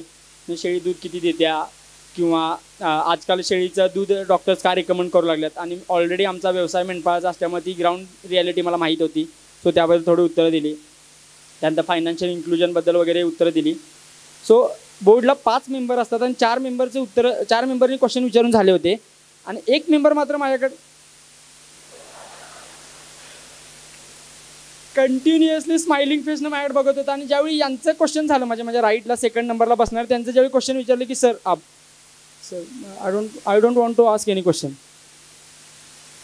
मग थोडं की वाटलं की आणि माझा इंटरव्ह्यू 17-18 मिनिटामध्येच मला बाहेर हाकललं की मग ते म्हणा चेअरमन सर हां ठीक आहे हो गया आपका आप जा सकते हो. मग बाहेर आल्यानंतर मग मी पहिला निशांत देशमुखला फोन केला त्याला फोन केला की अरे काय भाई बाकीच्यांचे इंटरव्ह्यू 25-30 मिनटं घेतात आणि मला 17-18 मिनिटातच हाकलून दिले काय असं झालं. म्हणजे ते थोडं फ्रस्ट्रेशन की इतकं केलं प्रिपरेशन आणि त्यानंतर मात्र असं वाटायला लागलं की बापरे पोरांना लईच भारी इंटरव्ह्यू केलात आणि आपलं काय कुठं टिकावं लागायचं नाही तर. सो मग पण पप्पांचं ऑपरेशन झालं होतं आणि पप्पा घरीच होते आणि थोडं चेंज ऑफ एन्व्हायरमेंट म्हणून आम्ही बकऱ्यात गेलो होतो. आमची बेळगाव साईडला बकरी होती आणखी जाऊन एक 15-20 दिवस झाले होते आणि त्या दिवशी बेळगाव क्रॉस करून आम्ही दुसरीकडे आमचे मावस भावांची बकरी वगैरे लोकर कातरायला चालू होती म्हणून आम्ही त्या दिवशी आम्हाला चाललो होतो बेळगाव क्रॉस करून. आणि त्याच दिवशी सकाळी म्हणजे मी बरोबर 3 बटणी ड्रेस जो की मळलेला होता पूर्ण खाली लुंगी गाडीवर समोर आर्मी लिहिलेलं आणि हेल्मेट मी घातलेलं होतं मात्र आम्हाला पोलिसांनी पकडलं आणि पण फॉर्च्युनेटली बरं होतं की काय की त्यावेळी माझ्याकडे इन्शुरन्सचा कागद नव्हता पण दादानं ऑनलाईन पेमेंट केलेलं होतं त्यामुळे इन्शुरन्सचे वगैरे डॉक्युमेंट होतं लायसन्स माझ्याकडे होतं. सो ते सगळं दाखवलं आणि फॉर्च्युनेटली सोडून दिलं. आता सगळा किस्सा काय सांगणार नाही पण रेकॉर्डिंग चालू आहे. सो त्या सगळ्या गोष्टी माझ्या बाबतीत पण घडल्या. थांबलो आणि शेवटी मग मॅडमांनीच कंटाळून मला सोडून दिलं आणि मग झालं आणि बकरी वगैरे कातरायला चालू होते आणि 1:30-1:45च्या आसपास निशांचाच फोन आला की भाई रिझल्ट लागला आहे आणि तुझं सिलेक्शन झालं.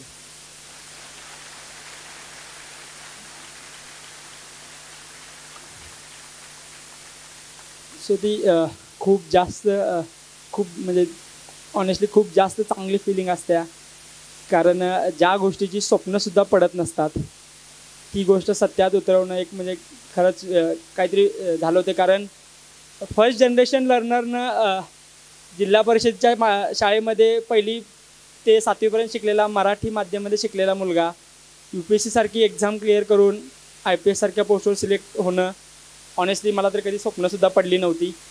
पण मग त्यानंतर खूप जास्त व्हायरल झालो म्हणजे इतकं जास्त व्हायरल झालो की स्टारडम हँडल कसा करायचा हेच जमलं नाही. प्रत्येकाचे फोन की सर शुभेच्छा आणि त्यात पण काय की व्हिडिओ कॉल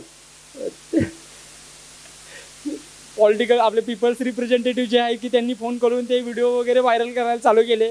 मग त्यावेळी एवढं काय जास्त कळायचं नाही. प्रत्येक जास्त मीडिया चॅनलवाले तेच बाईट घ्यायला चालू केली. पण मग त्यानंतर कुठेतरी निगेटिव्ह मेसेज जातोय असं वाटायला लागलं की बाबा मेंढपाळाचा मुलगा मेंढ्यांच्या मागं फिरून वर्षानुवर्ष अभ्यास करत IPSमध्ये गवसणी घातल्या असं काहीतरी मेसेज समाज माध्यमांमध्ये पसरवायला लागला. सो प्रिपरेशनच्या फेजमध्ये आपण थोडा विचार करतोय की बाबा सिलेक्शन झालं तर मी असं करेन तसं करेन ह्या गोष्टी करेन त्या गोष्टी करेन या गोष्टींना स्टिक राहीन. मग या गोष्टी कुठेतरी टोचत होत्या की बाई खरं बोलायला पाहिजे तुला. सो ती मोरल रिस्पॉन्सिबिलिटी मी घेतली आणि मग मीडियासमोर सांगितले की भाई मी मेंढपाळाचा मुलगा आहे त्यामध्ये अजिबात ती मात्र शंका नाही आहे. पण 6 महिने किंवा वर्षभर राहून वगैरे मी मेंढपाळ अजिबात व्यवसाय केलेला नाही आहे. पुण्यामध्ये COP सारख्या चांगल्या इन्स्टिट्यूशनमधून ग्रॅज्युएट झालेलो आहे. प्रिपरेशनसाठी दिल्लीमध्ये सुद्धा राहिलो आहे आणि त्यानंतर प्रिपरेशनसाठी पुण्यामध्ये सुद्धा राहिलो आहे. सो असं काही तुम्ही चुकीच्या बातमी पसरवू नका ही मात्र माझी ती मोरल रिस्पॉन्सिबिलिटी होती. माहीत नाही सगळ्यांच्यापर्यंत पोहोचला आहे की नाही पोहोचला आहे पण काय मॅटर्स करतायत तर तुमचे इफर्ट्स मॅटर करतायत आणि तुमचं इंटेन्शन मॅटर करतं.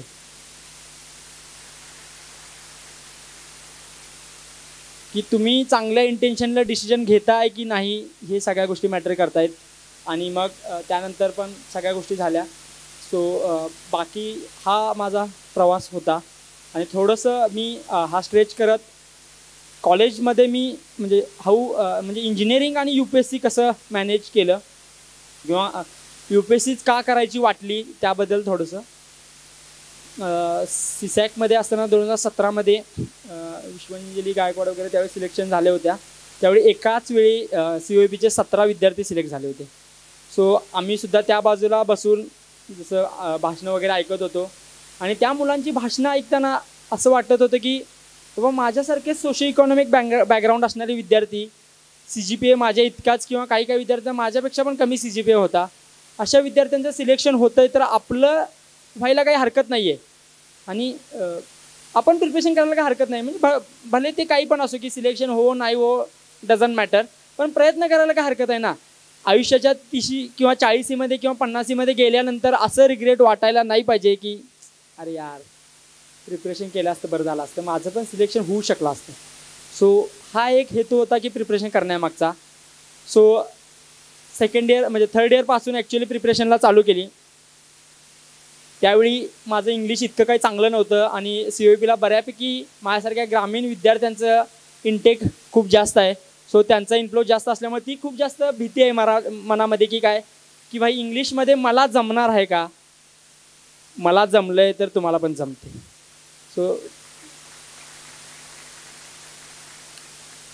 सो सुरुवातीला NCERT वाचायला चालू केल्या. सगळ्याच NCERT वाचायला पाहिजेत असं काही नाही आहे, लिमिटेड NCERT आहेत. त्या NCERTची लिस्ट बघा, त्या NCERT वाचायला चालू करा. सो सुरुवातीला मी पलीकडंच आपल्या खाली स्टडी रूम आहे तिथंच आम्ही असायचो. सो थर्ड इयरला वगैरे मग इंग्लिशमधले जे काही अवघड शब्द असतील त्या अवघड शब्दांचे मराठीमध्ये अर्थ लिहून घ्यायला चालू केले की बाबा आपल्याला कळत नाही तर मराठीमध्ये अर्थ लिहायला चालू केले. डिक्शनरी 6 महिने 1 वर्ष केलं. त्यानंतर असं समजलं की काय की मराठीमधून एक्झाम देणाऱ्यांची संख्या कमी आहे, संख्या पण कमी आहे आणि सिलेक्शन होणाऱ्यांची संख्या पण कम्पॅरेटिव्हली खूप कमी आहे. सो मग असं सिनियर्स म्हणू लागले की तू इंग्लिशमध्ये प्रिपरेशन करायला पाहिजेस. सो मग सिलेक्शन पाहिजे आहे तर काही गोष्टी आपल्या कम्फर्ट झोनमधून बाहेर पडायलाच पाहिजे. सो त्यावेळी ठरवलं की इंग्लिशमधून प्रिपरेशन करायचं. मग मी ऑलरेडी एकदा NCERT वाचल्या होत्या पण इंग्लिश टू मराठी करून वाचल्या होत्या. त्यावेळी मेरियम वेबस्टरची डिक्शनरी डाउनलोड केली आणि इंग्लिश टू इंग्लिश ट्रान्सलेशन करून वाचायला सुरुवात केली. ज्या शब्दांचे मला इंग्लिशमध्ये अर्थ माहीत नव्हते त्या शब्दांचे अर्थ इंग्लिश टू इंग्लिशमध्ये NCERTमध्ये लिहायला चालू केली आणि बऱ्यापैकी NCERT माझ्या दुसऱ्या रिव्हिजनमध्ये वाचून झाल्या. आणि मग ज्यावेळी 4th इयरला वगैरे गेलो, 4th इयरचा काही काळामध्ये पण NCERT वाचण्यामध्ये गेला. आणि मग त्यानंतर मात्र स्टँडर्ड बुक्स वाचायला चालू केली, जसं की पॉलिटीचा लक्ष्मीकांत असेल, स्पेक्ट्रम असेल, ह्या गोष्टी वाचायला चालू केली. पण त्या गोष्टी वाचताना लक्षात कोणत्या गोष्टी ठेवायच्या आहेत आणि कोणत्या गोष्टी इग्नोर करायच्या आहेत त्या गोष्टी अजिबात समजत नव्हत्या. म्हणजे फॉर एक्झाम्पल मला अजून आठवतं आहे की सिटिझनशिप टॉपिक म्हणजे जे प्रिपरेशन करणारे त्या विद्यार्थ्यांना माहिती आहे की सिटिझनशिप टॉपिकमध्ये खूप जास्त डेट्स आहेत. या तारखेपासून त्या तारखेपासून त्या तारखेपासून त्या तारखेपासून या सगळ्या डेट्स लक्षात ठेवायच्या का. सो त्यावेळी इंजिनिअरिंगमध्ये त्या सिटिझनशिप टॉपिकवरच आम्ही 5-6 दिवस घालवले की बाबा सिटिझनशिप मिळवायचं ते किती तारखा आहेत वगैरे काय ते सगळं डेट्स वगैरे पाठ करायला चालू केलं. 15 दिवसांनी वाचतो तर काय परत सगळं विसरलेलं आहे. सो असं करत कसं तरी लक्ष्मीकांत वगैरे वाचायला चालू केले. आणि जसं सांगितल्याप्रमाणे फेब्रुवारीच्या पहिल्या आठवड्यात बीटेकची ट्रिप जाणार होती पण प्री द्यायची होती मेमध्ये, त्यामुळे मग ते आलं होतं. मग सोडून दिले की आता काय बीटेक ट्रिप स्किप करावी लागते, मग स्किप केली. पण मग ते पण बऱ्यापैकी झाला. पण यामध्ये अजून काही गोष्टी आहेत की काय की NCERT वगैरे वाचणं, त्यानंतर स्टँडर्ड बुक्स वाचणं आणि त्याच्यासोबत काय करायला पाहिजे. ज्या आमच्या चुका झाला सिटिझनशिप वगैरे चॅप्टर वाचताना की आयोगाने याआधी कोणते क्वेश्चन विचारलेले आहेत हे किंवा याबद्दल काहीच गंध नव्हता किंवा PYQ ॲनालिसिस कसं करायचं याबद्दल काहीच गंध नव्हता. ज्यावेळी क्लासला गेलो त्यावेळी बाकीच्या मुलांना वगैरे बघितल्यानंतर कळू लागले की बाबा असं पण काहीतरी असतंय की PYQ ॲनालिसिस करावं लागतं आहे. कारण त्याशिवाय तुम्हाला कळणारच नाही आहे की एखाद्या टॉपिकची डेप्थ किती आहे आणि ब्रेड किती आहे. एखाद्या टॉपिकमध्ये UPSC किती खोलवर क्वेश्चन विचारते आणि एखाद्या टॉपिकवर किती सरफेस लेवलला क्वेश्चन विचारत्या. त्यानंतर असं कळालं की सिटिझनशिप चॅप्टरमध्ये फक्त 2च गोष्टी लक्षात ठेवायच्या असतात, वेज ऑफ ॲक्वायरिंग सिटिझनशिप आणि वेज ऑफ रिनाऊन्सिंग सिटिझनशिप. बाकी डेट्स वगैरे काय लक्षात ठेवायची गरजच नाही आहे. सो ह्या गोष्टी तुम्हाला प्रत्येक सब्जेक्टबद्दल अप्लाय करायचे आहेत की प्रीचं असेल तर प्रीचे PYQ ॲनालिसिस करायचं आहे. ॲनालिसिस करायचं आहे म्हणजे काय करायचं तर उत्तरं पाठ करायची नाही आहे. तर UPSC जे क्वेश्चन विचारत्या 2013पासूनचे PYQs घेऊ शकताय किंवा त्याच्या आधीपासूनचे पण PYQs घेऊ शकताय, पण ॲटलिस्ट मागच्या 10-15 वर्षाचे तरी पण घ्या. पण तो क्वेश्चन्स बघायला चालू करा. जोपर्यंत तुम्ही जास्त वेळ क्वेश्चनसोबत घालवणार नाही त्या क्वेश्चनची लँग्वेज ॲनालाइज करायला चालू करा. मग लँग्वेज ॲनालाइज केल्यानंतर आम्हाला काय समजलं की काही वर्ड्स सांगतो तुम्हाला की always, all of them, any time, every time, never, हे असे जे शब्द आहेत ते निगेटिव्हिटी इंडिकेट करतात. कारण ॲब्सोल्युटिझममध्ये UPSC उत्तरं ऑलमोस्ट चुकीची देते.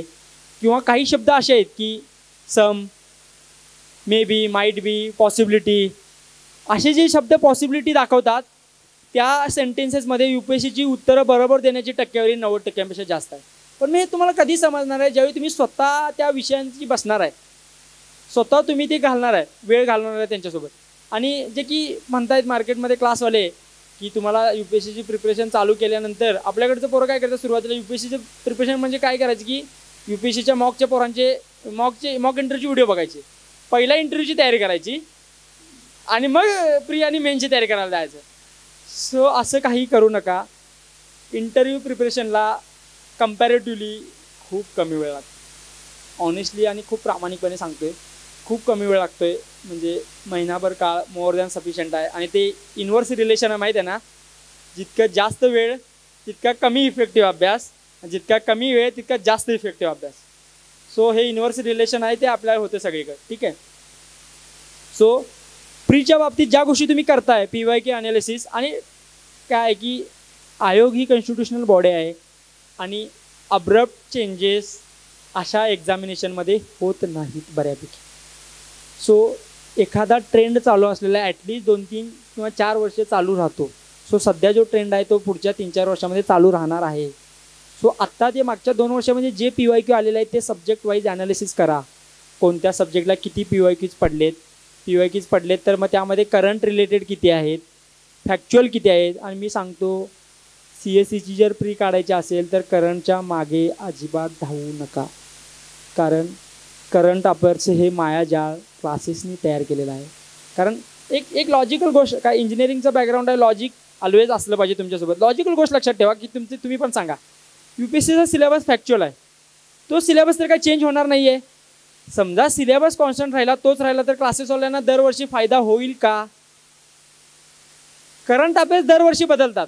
समजा दरवर्षी बदलत असतील तरच मग क्लासेस चालतील ना, कारण ते दरवर्षी तुम्हाला शिकवणार नाही. करंट अफेअर्स वाचणं लय महत्त्वाचं आहे आणि ते करंट तुम्ही करायलाच पाहिजे. ही भीती मार्केटमध्ये खूप जास्त पसरवलेली आहे. तो त्याकडे तुम्ही काळजीपूर्वक लक्ष द्या. डेली बेसिसवर एक न्यूजपेपर इंग्लिशचा वाचला तर मोर दॅन सफिशियंट आहे. आणि नंतर प्रीच्या वेळी प्रीचे कंपायलेशन आणि मेन्सच्या वेळी मेन्सचे कंपायलेशन वाचलं तर मोर दॅन सफिशियंट आहे. तर सध्या तुम्ही वाचताना काय करायला पाहिजे, तर तुमचा अर्धा वेळ, म्हणजे समजा आता इंजिनिअरिंगमध्ये आहे तर अर्धा वेळ, आता मला माहिती आहे की पेपर आल्याशिवाय आपण काय अभ्यास करत नाही. सो पेपरच्या आधी आठवड्याभर अभ्यास करायसाठी सोडायचा आहे. आणि त्यानंतरचा आधी काय आम्ही तर लास्ट इयरला खूप कमी वेळ लेक्चर करायचो आणि जास्त वेळ स्टडी रूममध्येच असायचो.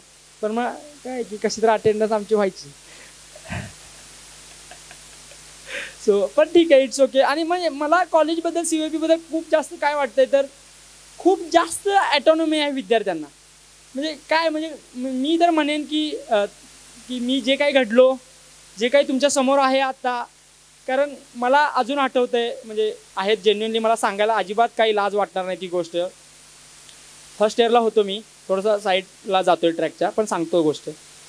फर्स्ट इयरला होतो आणि आमचं रूममध्ये डिस्कशन चालायचं, जसं मुलांचं डिस्कशन चालतं आहे की बाबा जे काही सोशल इन्सिडन्सेस किंवा व्हायलन्सेस मुलींच्या बाबत किंवा स्त्रियांच्या बाबतीत व्हायचे त्याबद्दल आम्ही थोडंसं डिस्कशन करायचं.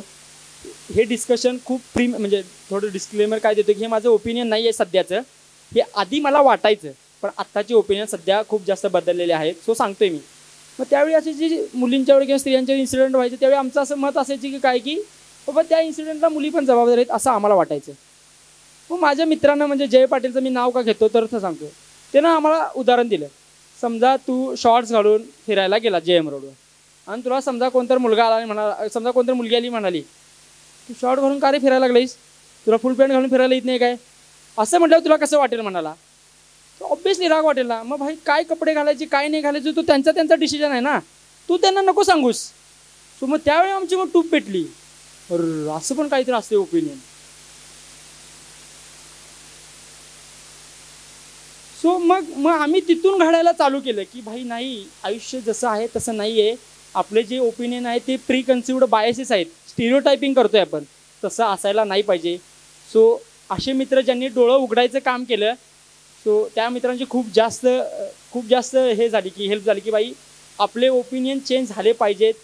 आणि मी तर एवढं म्हणेन की म्हणजे की मुलगा शिकला त्याच्यापुरता शिकतोय, मुलगी शिकली एक जनरेशन घडवते.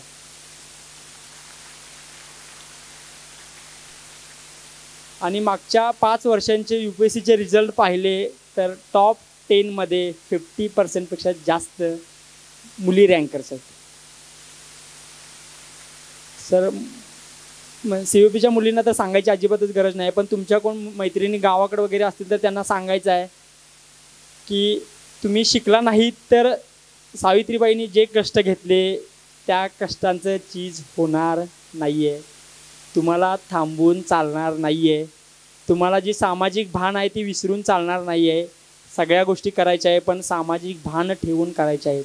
मी तुमच्या कोणतेही पिअर प्रेशर किंवा मोरल रिस्पॉन्सिबिलिटी किंवा काय ते ओझा टाईपच्या गोष्टी सांगत नाही आहे, पण आपण समाजाचं काहीतरी देणं लागतोय ही गोष्ट ठेवूनच प्रिपरेशन किंवा अभ्यास करायचा आहे, एवढं मला सांगायचं होतं. आणि प्रिपरेशनबद्दल चालू होतं त्याबद्दल थोडंसं डायवर्ट चालू माफ करा. आणि मग ते थोडंसं PYQ ॲनालिसिस करायला पाहिजे. जसं प्रीच्या बाबतीत करतोय तसंच मेन्सच्या बाबतीत ॲनालिसिस करायचं आहे. म्हणजे समजा आता GS1मध्ये थोडंसं डिटेलमध्ये जातो आहे कारण इतक्या वेळ बच्चन दिलं तर थोडं सांगणं पण गरजेचं आहे. सो GS1मध्ये टॉपिक्स आहेत की जॉग्राफी, सोसायटी, एन्शियंट मिडिवल आणि आर्ट अँड कल्चर. सोसायटी आणि जॉग्राफीचं वेटेज कंपॅरेटिव्हली जास्त आहे आणि हिस्ट्रीमध्ये पण modern history, art and culture असे सबसेक्शन्स आहेत. पण सध्या आर्ट अँड कल्चर ट्रेंड जास्त आहे आणि मॉडर्न हिस्ट्रीचा वेटेज थोडंसं कमी आलं आहे. सो तुम्हाला कळायला पाहिजे जे की इंजिनिअरिंग आपलं mindset, input and output ratio काय आहे त्या गोष्टीचा. मी किती वेळ खर्च करतोय आणि त्या वेळाचं मला आउटपुट काय मिळणार आहे. मी वेळ खर्च केला तर मला मार्क्स मिळणार आहेत की आपल्याला मार्क्सवादी बनायचं आहे. काल मार्क्स नव्हे तर हे मार्क्सवाले. सो एवढं लक्षात ठेवायचं. मार्क्स पडत असतील तर ठीक आहे करायचं, नाही तर सोडून द्यायचं आहे. फॉर एक्झाम्पल वर्ल्ड हिस्ट्री GS1मध्ये माहीत नाही क्वेश्चन येणार आहे नाही येणार आहे, सोडून दिलं. तिन्ही मेन्सला वर्ल्ड हिस्ट्रीचा अभ्यास केलेला नाही आहे. 2 वेळा क्वेश्चन आला पण तो कसा तरी 10वी-12वीच्या अभ्यासांवर कसा तरी डील केलेला आहे किंवा प्रिपरेशनमध्ये क्लासेसमध्ये शिकवलं त्या बेसिसवर डील केलं आहे. ठीक आहे ना की एखाद्या क्वेश्चनपैकी म्हणजे 10पैकी तुम्हाला 2 मार्क मिळाले आणि एकच क्वेश्चन पडत असेल तर त्या गोष्टी जर तुम्हाला 15 दिवस वाया घालवत असतील तर काय हरकत नाही, म्हणजे काय अर्थ नाही ना त्याला अभ्यास करायला. सो असं तुम्हाला ॲनालिसिस करायचं आहे. इंजिनिअरिंग बॅकग्राऊंडच्या मुलांना थोडंसं ह्युमॅनिटीज अवघड जातं. ह्युमॅनिटीजमध्ये कंपॅरेटिव्हली सोसायटी, सोशल जस्टिस या गोष्टी थोडंसं कंपॅरेटिव्हली डिफिकल्ट जातात म्हटल्यावर सोडायचं नाही आहे. वेळ आहे का नाही बघतो, नाही तर असं व्हायचं की मी बोलत चाललोय आणि काय माझा ड्रॉबॅक आहे की थांबायचं कुठे हेच समजत नाही थोडा एक्स्ट्रोवर्ट असल्यामुळं. सो ते की GS1मध्ये तुम्हाला कोणत्या टॉपिकवर फोकस करायचं आहे तर जॉग्राफी आणि सोसायटी. जॉग्राफी थोडा टेक्निकल आहे, इंजिनिअरिंगच्या पोरांना फायदा होतोय. सो जॉग्राफी खूप चांगला अभ्यास करायचा आहे. पण मग प्रत्येक क्वेश्चनमध्ये आता शिक्षक इथं आहेत माहिती आहे की समजा PYQ बेस्डच समजा पेपर काढला तर विद्यार्थ्यांना पण शिक्षकांची किंवा त्या पेपरची किंमत राहणार नाही. सो प्रत्येक वर्षी पेपरमध्ये 3-4 बाउन्सर असतातच जे की आउट ऑफ द सिलेबस किंवा सुतावरनं स्वर्ग काढल्यासारखं असतात की हा सिलेबसमधला कुठला तर पॉईंट आहे त्याच्या कुठं डिस्टंट रियालिटीमध्ये हा रिलेटेड आहे असे क्वेश्चन आपण काढतो.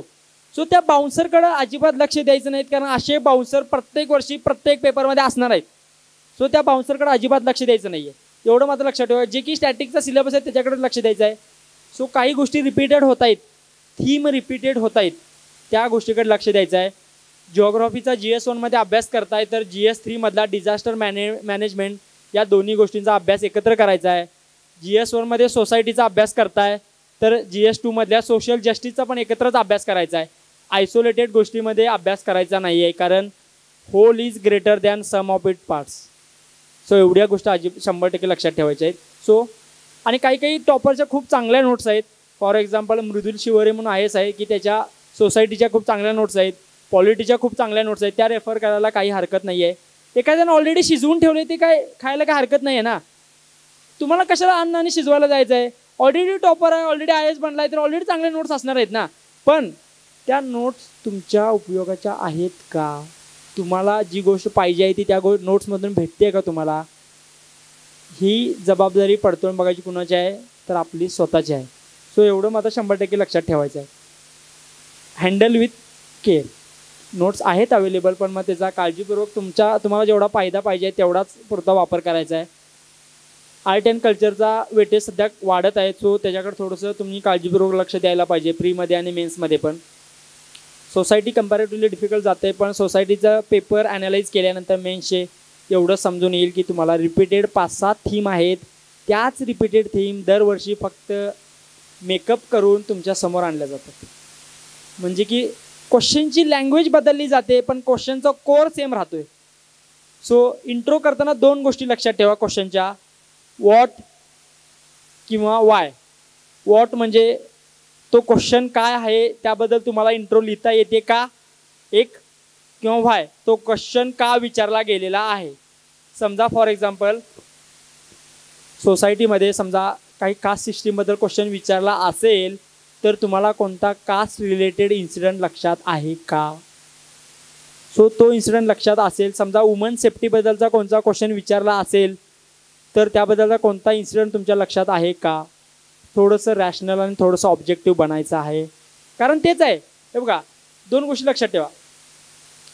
फॅक्च्युअल गोष्टी सगळी पोरं लिहिणार, तुम्हाला थोडंफार काहीतरी त्या अर्धा मार्कासाठी वेगळं द्यावं लागणार आहे ना. सो ते वेगळं पण म्हणजे काय की करंट कंटेक्स्ट, जे क्लासवाले जे म्हणतात बघा करंट अफेअर्स खूप जास्त महत्त्वाचं आहे, खूप जास्त महत्त्वाचं आहे, तर महत्त्वाचं आहे तर इथं महत्त्वाचं आहे. पण इतकं पण जास्त महत्त्वाचं आहे की महत्त्वाचं नाही आहे की स्टॅटिकचा सिलेबस ठेवायचा बाजूला आणि रोज करंटच वाचत बसायचं. सो असलं काही करायचं नाही आहे, ठीक आहे. सो तो करंट कंटेक्स्ट त्यामध्ये तुम्हाला उपयोगाला येईल. पण हा न्यूजपेपर वाचला तर त्या न्यूजपेपरच्या माध्यमातून ऑलमोस्ट कवर होतो. मी म्हणेन म्हणजे माझं ओपिनियन आहे, go with Indian express rather than Hindu. कारण हिंदू थोडा म्हणजे माझ्यासारख्या पोरांना थोडं शब्द हेवी आहेत, समजायला कठीण आहेत, पचवायला अवघड आहेत. कम्पॅरेटिव्हली एक्सप्रेसचे शब्द थोडेसे आपल्याला समजण्याजोगे. सो एक्सप्रेससोबत गेलात तर काय हरकत नाही आहे. सो तुम्हाला त्या प्रत्येक मेन्सच्या टॉपिकमधल्या थीम्स ॲनालाइज करायच्या आहेत. त्या थीम वाईज तुम्हाला पेपर बघायचे आहेत. आणि 20 क्वेश्चन्स पेपरमध्ये असतील तर 15 क्वेश्चनच्या थीम ऑलमोस्ट रिपीट झालेल्या असतात. 5 क्वेश्चन इकडं तिकडं बाउन्सर झालेले असतात. सिम्पल लक्षात ठेवायचे आहेत. 20 क्वेश्चनपैकी प्रत्येक पेपरच्या 7 क्वेश्चन तुम्हाला चांगले येतात, 7 क्वेश्चन ॲव्हरेज येतात आणि 6-7 क्वेश्चन जिथं तुम्हाला 5-10% माहीत असतं.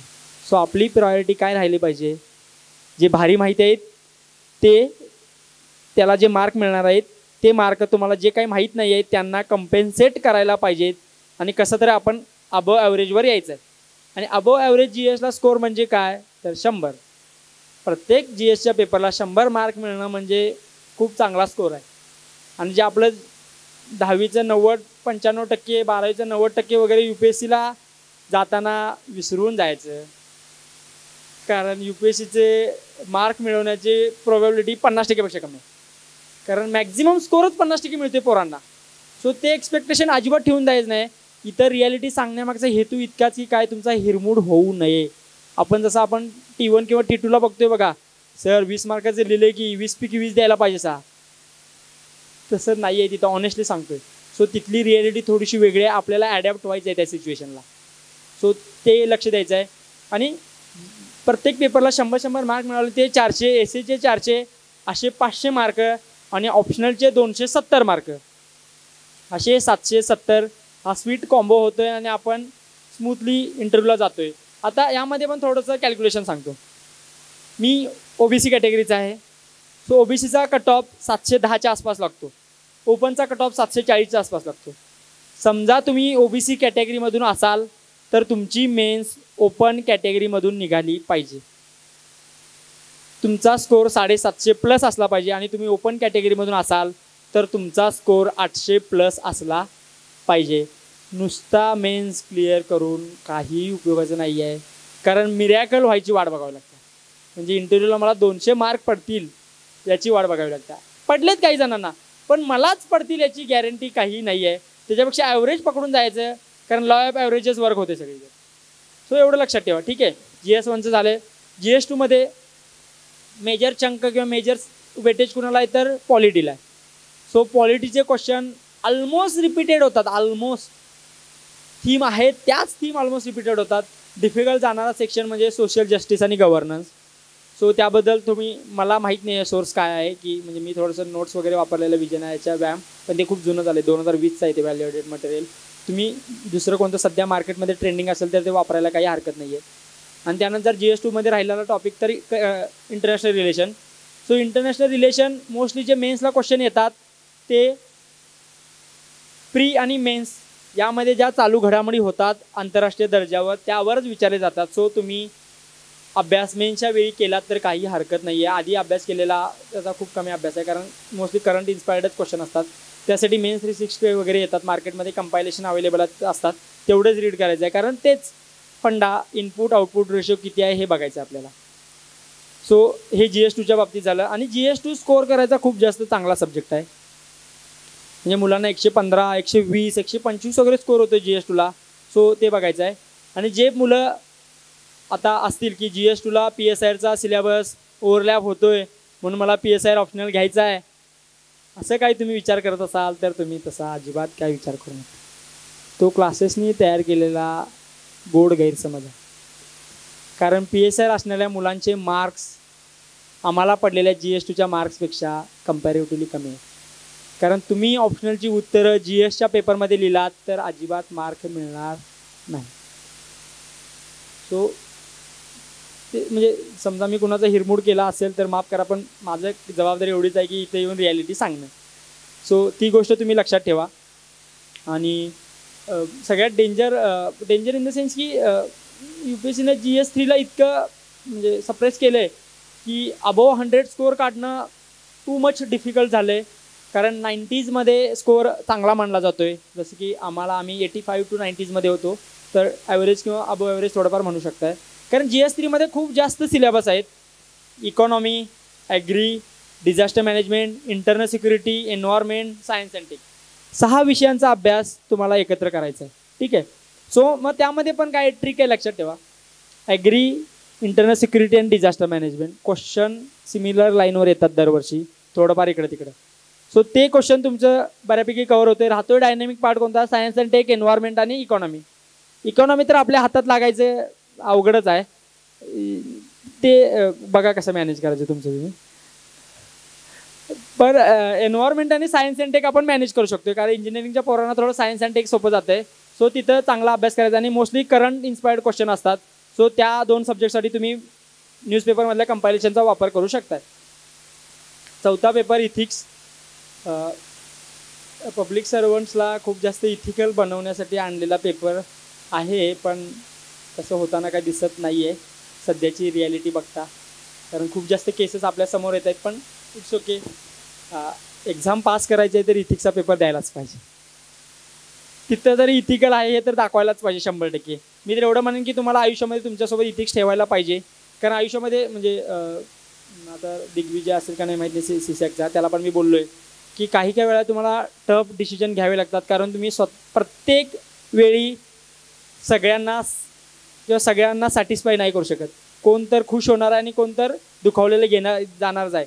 मग ते तुम्ही ठरवायचं की कुणाला खुश करायचं आणि कुणाला दुखवायचं आहे. ठीक आहे, तो टफ डिसिजन तुम्हाला घ्यावे लागणार. इथिक्स कम्पॅरेटिव्हली माझं वीक आहे, कारण माझा दोन्ही वेळचा स्कोअर इथिक्सचा कम्पॅरेटिव्हली स्टॅग्नंट झालेला आहे. म्हणजे माझा स्कोअर 105 आणि 110च्या मध्येच आहे.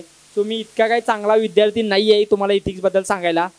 काही मुलांना चांगला स्कोअर आहे 120, 125 प्लस वगैरे. त्या विद्यार्थ्यांना थोडंफार तुम्ही विचारू शकताय. म्हणजे आशिष वगैरे असेल, सिनियर आहे माझा तो. पण एक मात्र समजलं होतं की काय की इथिक्समध्ये थेअरीचे क्वेश्चन आधी लिहिल्यानंतर कम्पॅरेटिव्हली जास्त मार्क पडतात आणि केस स्टडीज नंतर लिहिल्यानंतर चांगले मार्क होतात. पण मी आधी 2 मेन्सला काय केलं होतं की केस स्टडी आधी लिहिल्या होत्या, कारण केस स्टडी चांगल्या वाटायच्या, कारण तेच लिहायला लागायचं.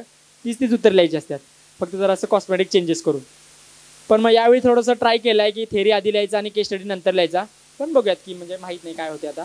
सो आता माझा ऑप्शनल थोडंसं एसेबद्दल सांगतो. मी तर पहिला एसे 2023चा तर UPSCच्या मेन्समध्येच लिहिला, पहिल्यांदा तिथंच लिहिला. सो म्हणजे काय की पण तरी पण डिसेंट मार्क आले, 104 समथिंग मार्क आले. पण मग मागच्या वेळी 104 आले, मग यावेळी थोडंफार ॲटलिस्ट चांगले 110पर्यंत मार्क वगैरे मिळायला पाहिजेत, म्हणून 3-4 एसेंची प्रॅक्टिस केली 2024च्या मेन्सला की बाबा ॲटलिस्ट 110पर्यंत जावं. मला वाटलं की थोडंसं उलटं गणित झालं. स्कोअर माझा आला 89वर 104वरून. सो माहीत नाही, थोडंसं म्हणजे तिथं थोडंसं इंग्लिशवर कमांड वगैरे असायला पाहिजे. तुमचं इमॅजिनरी स्किल्स वगैरे तितकं चांगलं असायला पाहिजे आणि त्या गोष्टी फ्लोमध्ये तुम्हाला मांडता आल्या पाहिजेत. त्या थोडी गोष्टी तुम्ही बघा. माहीत नाही, एखाद्या टॉपरचा वगैरे तुम्ही घ्या ॲडवाईस. मी तर त्या गोष्टीमध्ये वीक आहे. मी पण घेतो आहे एखाद्याचा की यावेळी बघू लिहिल्यात ठीकठाक, बघू आता काय 105-10 पडले तर जरा बरं IAS वगैरे व्हायला. त्यानंतरचा ऑप्शनलचा विषय माझा ऑप्शनल आहे अँथ्रोपॉलॉजी. सो अँथ्रोपॉलॉजीबद्दल सांगतो. ज्यांचा अँथ्रोपॉलॉजी आहे त्यांनी ऐका, बाकी ज्यांचं नाही आहे त्यांनी थोडंसं एक्सप्लोअर करायला चालू करा, कोणतं सिनियर वगैरे म्हणतं. मी अँथ्रोसाठी हैदराबादचा एक क्लास लावला, नाव काय सांगत नाही. फी वगैरे चांगली दिली, पण मला काय चांगली ट्रीटमेंट भेटली नाही. ट्रीटमेंट इन द सेन्स की जितकं डिलिव्हर करायला पाहिजे त्यांनी डिलिव्हर केलं नाही. पण मग त्यावेळी रिग्रेट झालं, पैसे पण तेलही गेले आणि तुपही गेले असं फिलिंग यायला लागली. पैसे बी काढून घेतले आणि कंटेंट बी डिलिव्हर झालं नाही. मग जसा आशिषनं ऑलरेडी मेन्स दिली होती, मग त्यानं सांगितले की लेवलला बायस वगैरे लाव. आपल्याच कॉलेजचे विद्यार्थी निखिल सेठ त्यांचंच आहे ते, हिस्ट्री क्लब त्यांनी फाउंड केला होता. सो चांगला आहे ऑप्शनल करणदीप सरांचा लेवल ऑफ बायसचा. सो मी माझ्या म्हणजे अपूर्वानं लावला होता, माझी फ्रेंड आहे, माझी बॅचमेट आहे मेकॅनिकलची, तिनं लावला होता क्लास. सो तिच्या नोट्स वापरून मी माझ्या नोट्स एनरिच करायला चालू केलं. अक्षय जैनचं अँथ्रोपॉलॉजी डिमिस्टिफाईड म्हणून एक बुक आहे, ते book as a base material वापरलं आणि त्या बेस मटेरियलमध्ये जे काही मला एनरिच करायचं होतं, कारण हे असं करण्यामागचं कारण का, तर माझा सिनियर प्रतीक फाळकेनं ऑलरेडी मेन्स दिली होती आणि त्यानं अक्षय जैनमध्ये ऑलरेडी एकच सोर्स बनवला होता. म्हणजे ऑप्शनचा अभ्यास करायचा, एकच पुस्तक घ्यायचं आहे, 5 दिवस बसायचं आणि जायचं पेपरला. सो एक पुस्तक तो मला जरा फंडा भारी वाटायला लागला आणि त्याच पुस्तकांमध्ये मी एनरिच करायला चालू केली. सो लेवल ऑफ बायसच्या नोट्स, PYQ ॲनालिसिस आणि माझं स्वतःचं थोडंसं सेल्फ ॲनालिसिस किंवा प्रेझेंटेशन. त्या अँथ्रोबद्दल थोडंसं सांगतो. मेजरली 4 सेक्शन आहेत पेपर 1मध्ये. पहिला सेक्शन सोशिओकल्चरल अँथ्रोपॉलॉजी, दुसरा आर्किओलॉजी, तिसरा फिजिकल अँथ्रोपॉलॉजी आणि चौथा अँथ्रोपॉलॉजिकल थेरीज. आता तुम्हाला मार्क्स मिळवायचं झालं तर आणि तुम्हाला सोपं वाटायचं झालं तर, सोपं सांगतो आधी. सोशिओकल्चरल अँथ्रोपॉलॉजी कम्पॅरेटिव्हली सोपं आहे, पण तुम्हाला मार्क्स देणार नाही. पेपर लिहिलेलीची फिलिंग तुम्हाला येणार, पेपर कसा गेला, भारी गेला, पण स्कोर येणार नाही. स्कोर तुम्हाला करायचा झाला तर फिजिकल अँथ्रो म्हणजे चॅप्टर 9 to 12, अँथ्रोपॉलॉजिकल थेअरी चॅप्टर 6 आणि आर्किओलॉजी या गोष्टीवर जास्त भर द्यावा लागणार आहे. कारण आर्किओलॉजी थोडंसं टेक्निकल आहे, त्यामध्ये आपल्याला माहिती आहे की बाबा उत्तरं त्याची फिक्स्ड आहेत. सो आपण मॅप काढायचा, इंट्रो करायची, मॅप काढायचा, फीचर्स लिहायची, डिस्ट्रीब्युशन लिहायचं, कन्क्लुजन लिहायचं, झालं. सो एक्झामिनरला डिस्क्रिप्शन मिळत नाही आहे की तुमचे मार्क्स काटायचे की बाबा हां हे लिहिलं हे लिहिलं हे लिहिलं, हां ठीक आहे 15 पैकी 10. म्हणजे तिथे ऑब्जेक्टिव्ह जास्त असल्यामुळे तुम्हाला स्कोअर करायचे जास्त आहे, चान्सेस जास्त आहेत. सो असे फिजिकल अँथ्रो पण सेम आहे की थोडा बायो आणि जेनेटिक्स यांचा मिक्सचर आहे. सो टेक्निकल गोष्टी आहेत की इंट्रो बॉडी फिक्स आहे, उत्तरं फिक्स आहेत किंवा कन्क्लुजन तुम्ही स्वतःचं थोडं इन्व्हेशन करू शकता. सो असं थोडंसं अँथ्रोचं मी केलं होतं आणि कम्पॅरेटिव्हली पेपर 1 माझा चांगला होता, कारण आर्किओलॉजी माझा स्ट्रॉंग पॉईंट होता. पेपर 1ला मला 2023ला 135 का 130 होते आणि जसं सांगितलं मगाशी पेपर 1ला दुसऱ्या वर्षी म्हणजे 2024ला ज्यावेळी माझं सिलेक्शन झालं त्यावेळी मला 147 आले पेपर 1ला आणि मी I was among the one of the toppers की पेपर 1चा होता अँथ्रोचा. पेपर 2बद्दल थोडंसं सांगतो. पेपर 2मध्ये पण आर्किओलॉजी आहे. सो आर्किओलॉजी कॉमन आहे तर तुम्हाला करणं गरजेचं आहे. इतकं माहीत असून सुद्धा पोरं मूर्खासारखी वागतात, आर्किओलॉजी स्किप करतात. सो असं अजिबात करायचं नाही. माहिती आहे की बाबा दोन्हीकडे ओव्हरलॅप होतोय, स्कोरिंग आहे, 100 मार्काला पडणार आहे, लिहिलं तर 100 पैकी तुम्हाला 70-80 पडू शकतायत, तर आर्किओलॉजी अटेम्प्ट करा ना. आपल्याला चांगलं काय वाटतंय आणि आपल्याला मार्क्स कोण देणार आहे यामधलं डिस्टिंक्शन करायला शिका, ठीक आहे. सो पेपर 2मध्ये आर्किओलॉजी थोडं ओव्हरलॅप, त्यानंतर सोशो कल्चरल परत एकदा आणि त्यानंतर ट्रायबल. आता यावेळी मला समजलेली गोष्ट अशी आहे की पेपर 2चे पेपर्स मोस्टली आर्किओलॉजिकल डिपार्टमेंट किंवा ट्रायबल डिपार्टमेंट चेक करतात. त्यामुळे तुम्हाला अटेम्प्ट करताना क्वेश्चन्स आर्किओलॉजीचे किंवा ट्रायबलचेच क्वेश्चन अटेम्प्ट करायचे जर तुम्हाला स्कोअर करायचा असेल.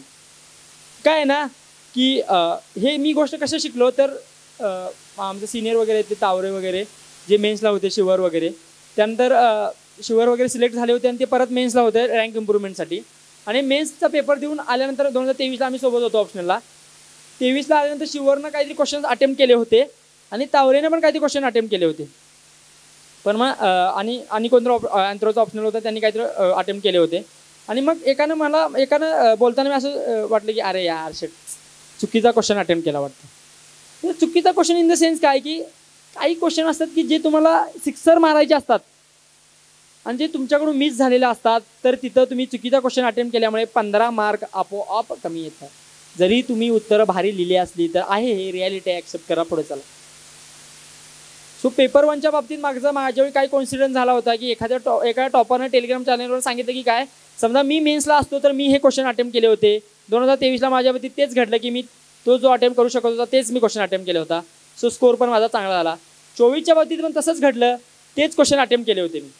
पण 23ला माझ्याकडून पेपर 2चे क्वेश्चन अटेम्प्ट करणं चुकलं होतं. सो माझा स्कोर बिलो ॲव्हरेज निघून गेला. आणि एवढं लक्षात ठेवा, UPSCचा रिझल्ट किंवा पेपरचा रिझल्ट हा बेल शेप्ड डिस्ट्रीब्युशन कर्वसारखा असतो. जे कर्वच्या पुढं असतात ते त्यांना अजून थोडं पुढं ढकललं जातं, जे कर्वच्या मागं थांबले जातात त्यांना अजून मागं ढकललं जातं, आणि कर्वच्या टॉपला असतात ते तिथंच थांबतात. स्कोर तुम्हाला ट्राय करायचं की ॲटलिस्ट टॉपला तरी थांबायच्या त्या बेल शेप्ड कर्वच्या, किंवा त्या टॉपच्या थोडंसं पुढं तरी जायचं आहे, जेणेकरून नॉर्मलायझेशन झालं तर तुम्ही थोडं पुढं ढकललं जाईल. सो माझ्या बाबतीत मे बी दुसऱ्या वेळी तेच घडलं की ज्यावेळी मी म्हटलं होतं की ऑप्शनलचा पेपर तो अवघड गेला, पण तो अवघड गेला नसून मे बी नॉर्मलायझेशनमुळे मला 129 आले होते स्कोर, जो की डिसेंट होता, ॲव्हरेज होता स्कोर. सो त्यामुळे मला हेल्प झाले की काय की ऑप्शनलचा स्कोर मला 276 होता, तो की डिसेंटली चांगला होता, ज्याने मला खूप जास्त फायदा झाला. आणि जे माझा एसएमध्ये जो स्कोर कमी आला होता तो बॅलन्स करायला मला कुठेतरी फायदा झाला. सो इव्हेंच्युअली हा होता. अजून म्हणजे समजा आता माझ्याकडे आलेले आहेत क्वेश्चन्स, म्हणजे बऱ्यापैकी मी ॲड्रेस केले, तरी पण मी क्वेश्चन्स बघतो एकदा की म्हणजे समजा मला क्वेश्चन कोण रीड करणार असेल तर मी उत्तरं देता येईल. क्लबचं कोण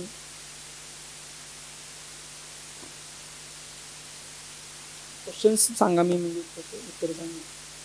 म्हणजे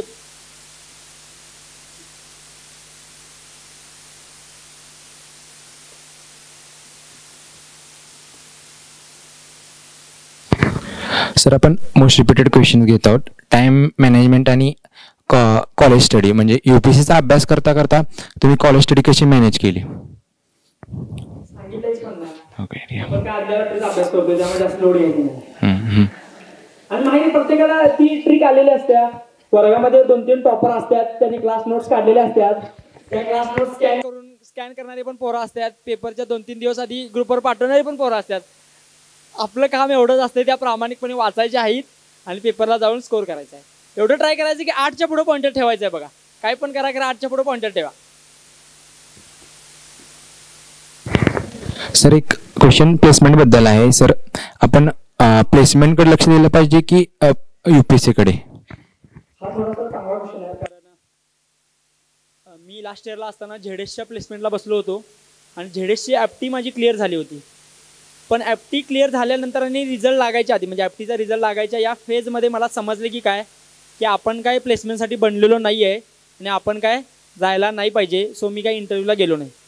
सो तुमची रिक्वायरमेंट काय आहे, म्हणजे मी जाण्यामागचं कारण काय, माझा दादा ऑलरेडी सर्विंग आर्मीमध्ये आहे, जो की मला फायनान्शियल सपोर्ट करू शकत होता, म्हणजे 1-2-3 वर्ष फायनान्शियल सपोर्ट करू शकत होता. सो तसं तुमच्याकडे काही फायनान्शियल बॅकअप असेल तर तुम्हाला म्हणजे फुल ऑन UPSCवर गेलं तर चालतंय. समजा तसं काही सिच्युएशन नसेल तर ॲटलिस्ट एखाद दुसऱ्या वर्षी प्लेसमेंट घेऊन जॉब करून फायनान्शियल बॅकअप करून इकडे यायला काही हरकत नाही आहे. आणि तो जॉबचा एक्सपिरियन्स तुम्हाला किंवा UPSC ॲक्नॉलेज करतं, तुम्हाला तो त्याचा फायदा होतो. तो तुमचा म्हणजे हा थोडं काय आहे ना, पर्सनल डिसिजन आहे. प्लेसमेंटला बसायचा आहे नाही बसायचा हा तुमचा वैयक्तिक निर्णय आहे. तुमच्या घरचे फॅमिली मेंबर्स किंवा मेंटर्स किंवा ॲटलिस्ट टीचर्स त्यांना विचारून थोडंसं कन्सल्ट करून याबद्दल निर्णय घ्या, असं माझं वैयक्तिक मत आहे. धन्यवाद सर. आपला आजचा प्रवास थक्क करणारा होता. आपले मार्गदर्शन नेहमीच आम्हासाठी प्रेरणादायी ठरेल. मी मान्यवरांना विनंती करतो की त्यांनी व्यासपीठावर स्थानापन्न व्हावे.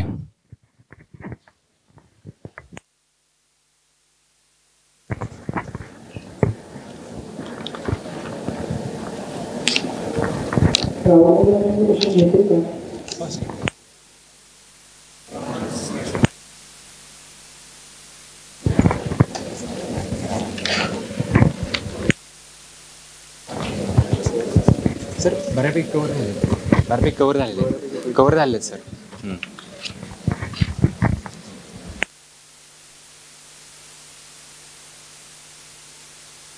आजच्या कार्यक्रमाची सांगता व आभार प्रदर्शनासाठी मी CSAC सेक्रेटरी राणा दिग्विजय जाधव याला मंचावर आमंत्रित करतो.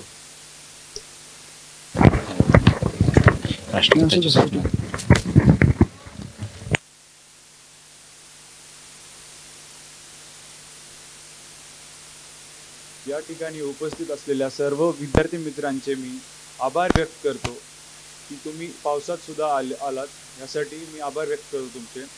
तसेच सिव्हिल सर्व्हिसेस ॲस्पायरंट क्लबचे फॅकल्टी ॲडवायझर मोहिते सर, ज्यांनी आम्हाला सदैव मार्गदर्शन दिले, प्रोत्साहन दिले, त्यांचेसुद्धा मी आभार व्यक्त करतो.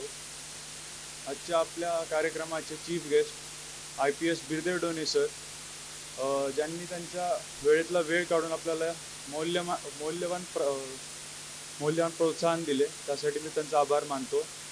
तशीच जी CSACची टीम ज्यांनी आजच्या कार्यक्रमाचं पूर्ण आयोजन केलं, जे आजच्या पूर्ण या कार्यक्रमाची सक्सेस डिझर्व करतात, त्यांना मी हे क्रेडिट देऊ इच्छितो.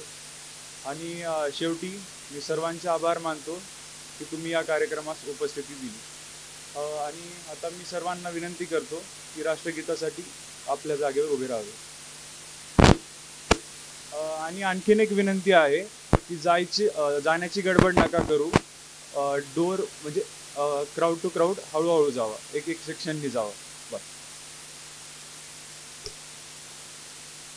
जनगण मन अधिनायक जय हे भारत भाग्य विधाता, पंजाब सिंध गुजरात मराठा द्राविड उत्कल गंगा, विंध्य हिमाचल यमुना गंगा उच्चल जलधि तरंगा, तव शुभ नामे जागे, तव शुभ आशीष मांगे, गाहे तव जय गाथा, जनगण मंगलदायक जय हे भारत भाग्य विधाता, जय हे जय हे जय हे जय जय जय जय हे.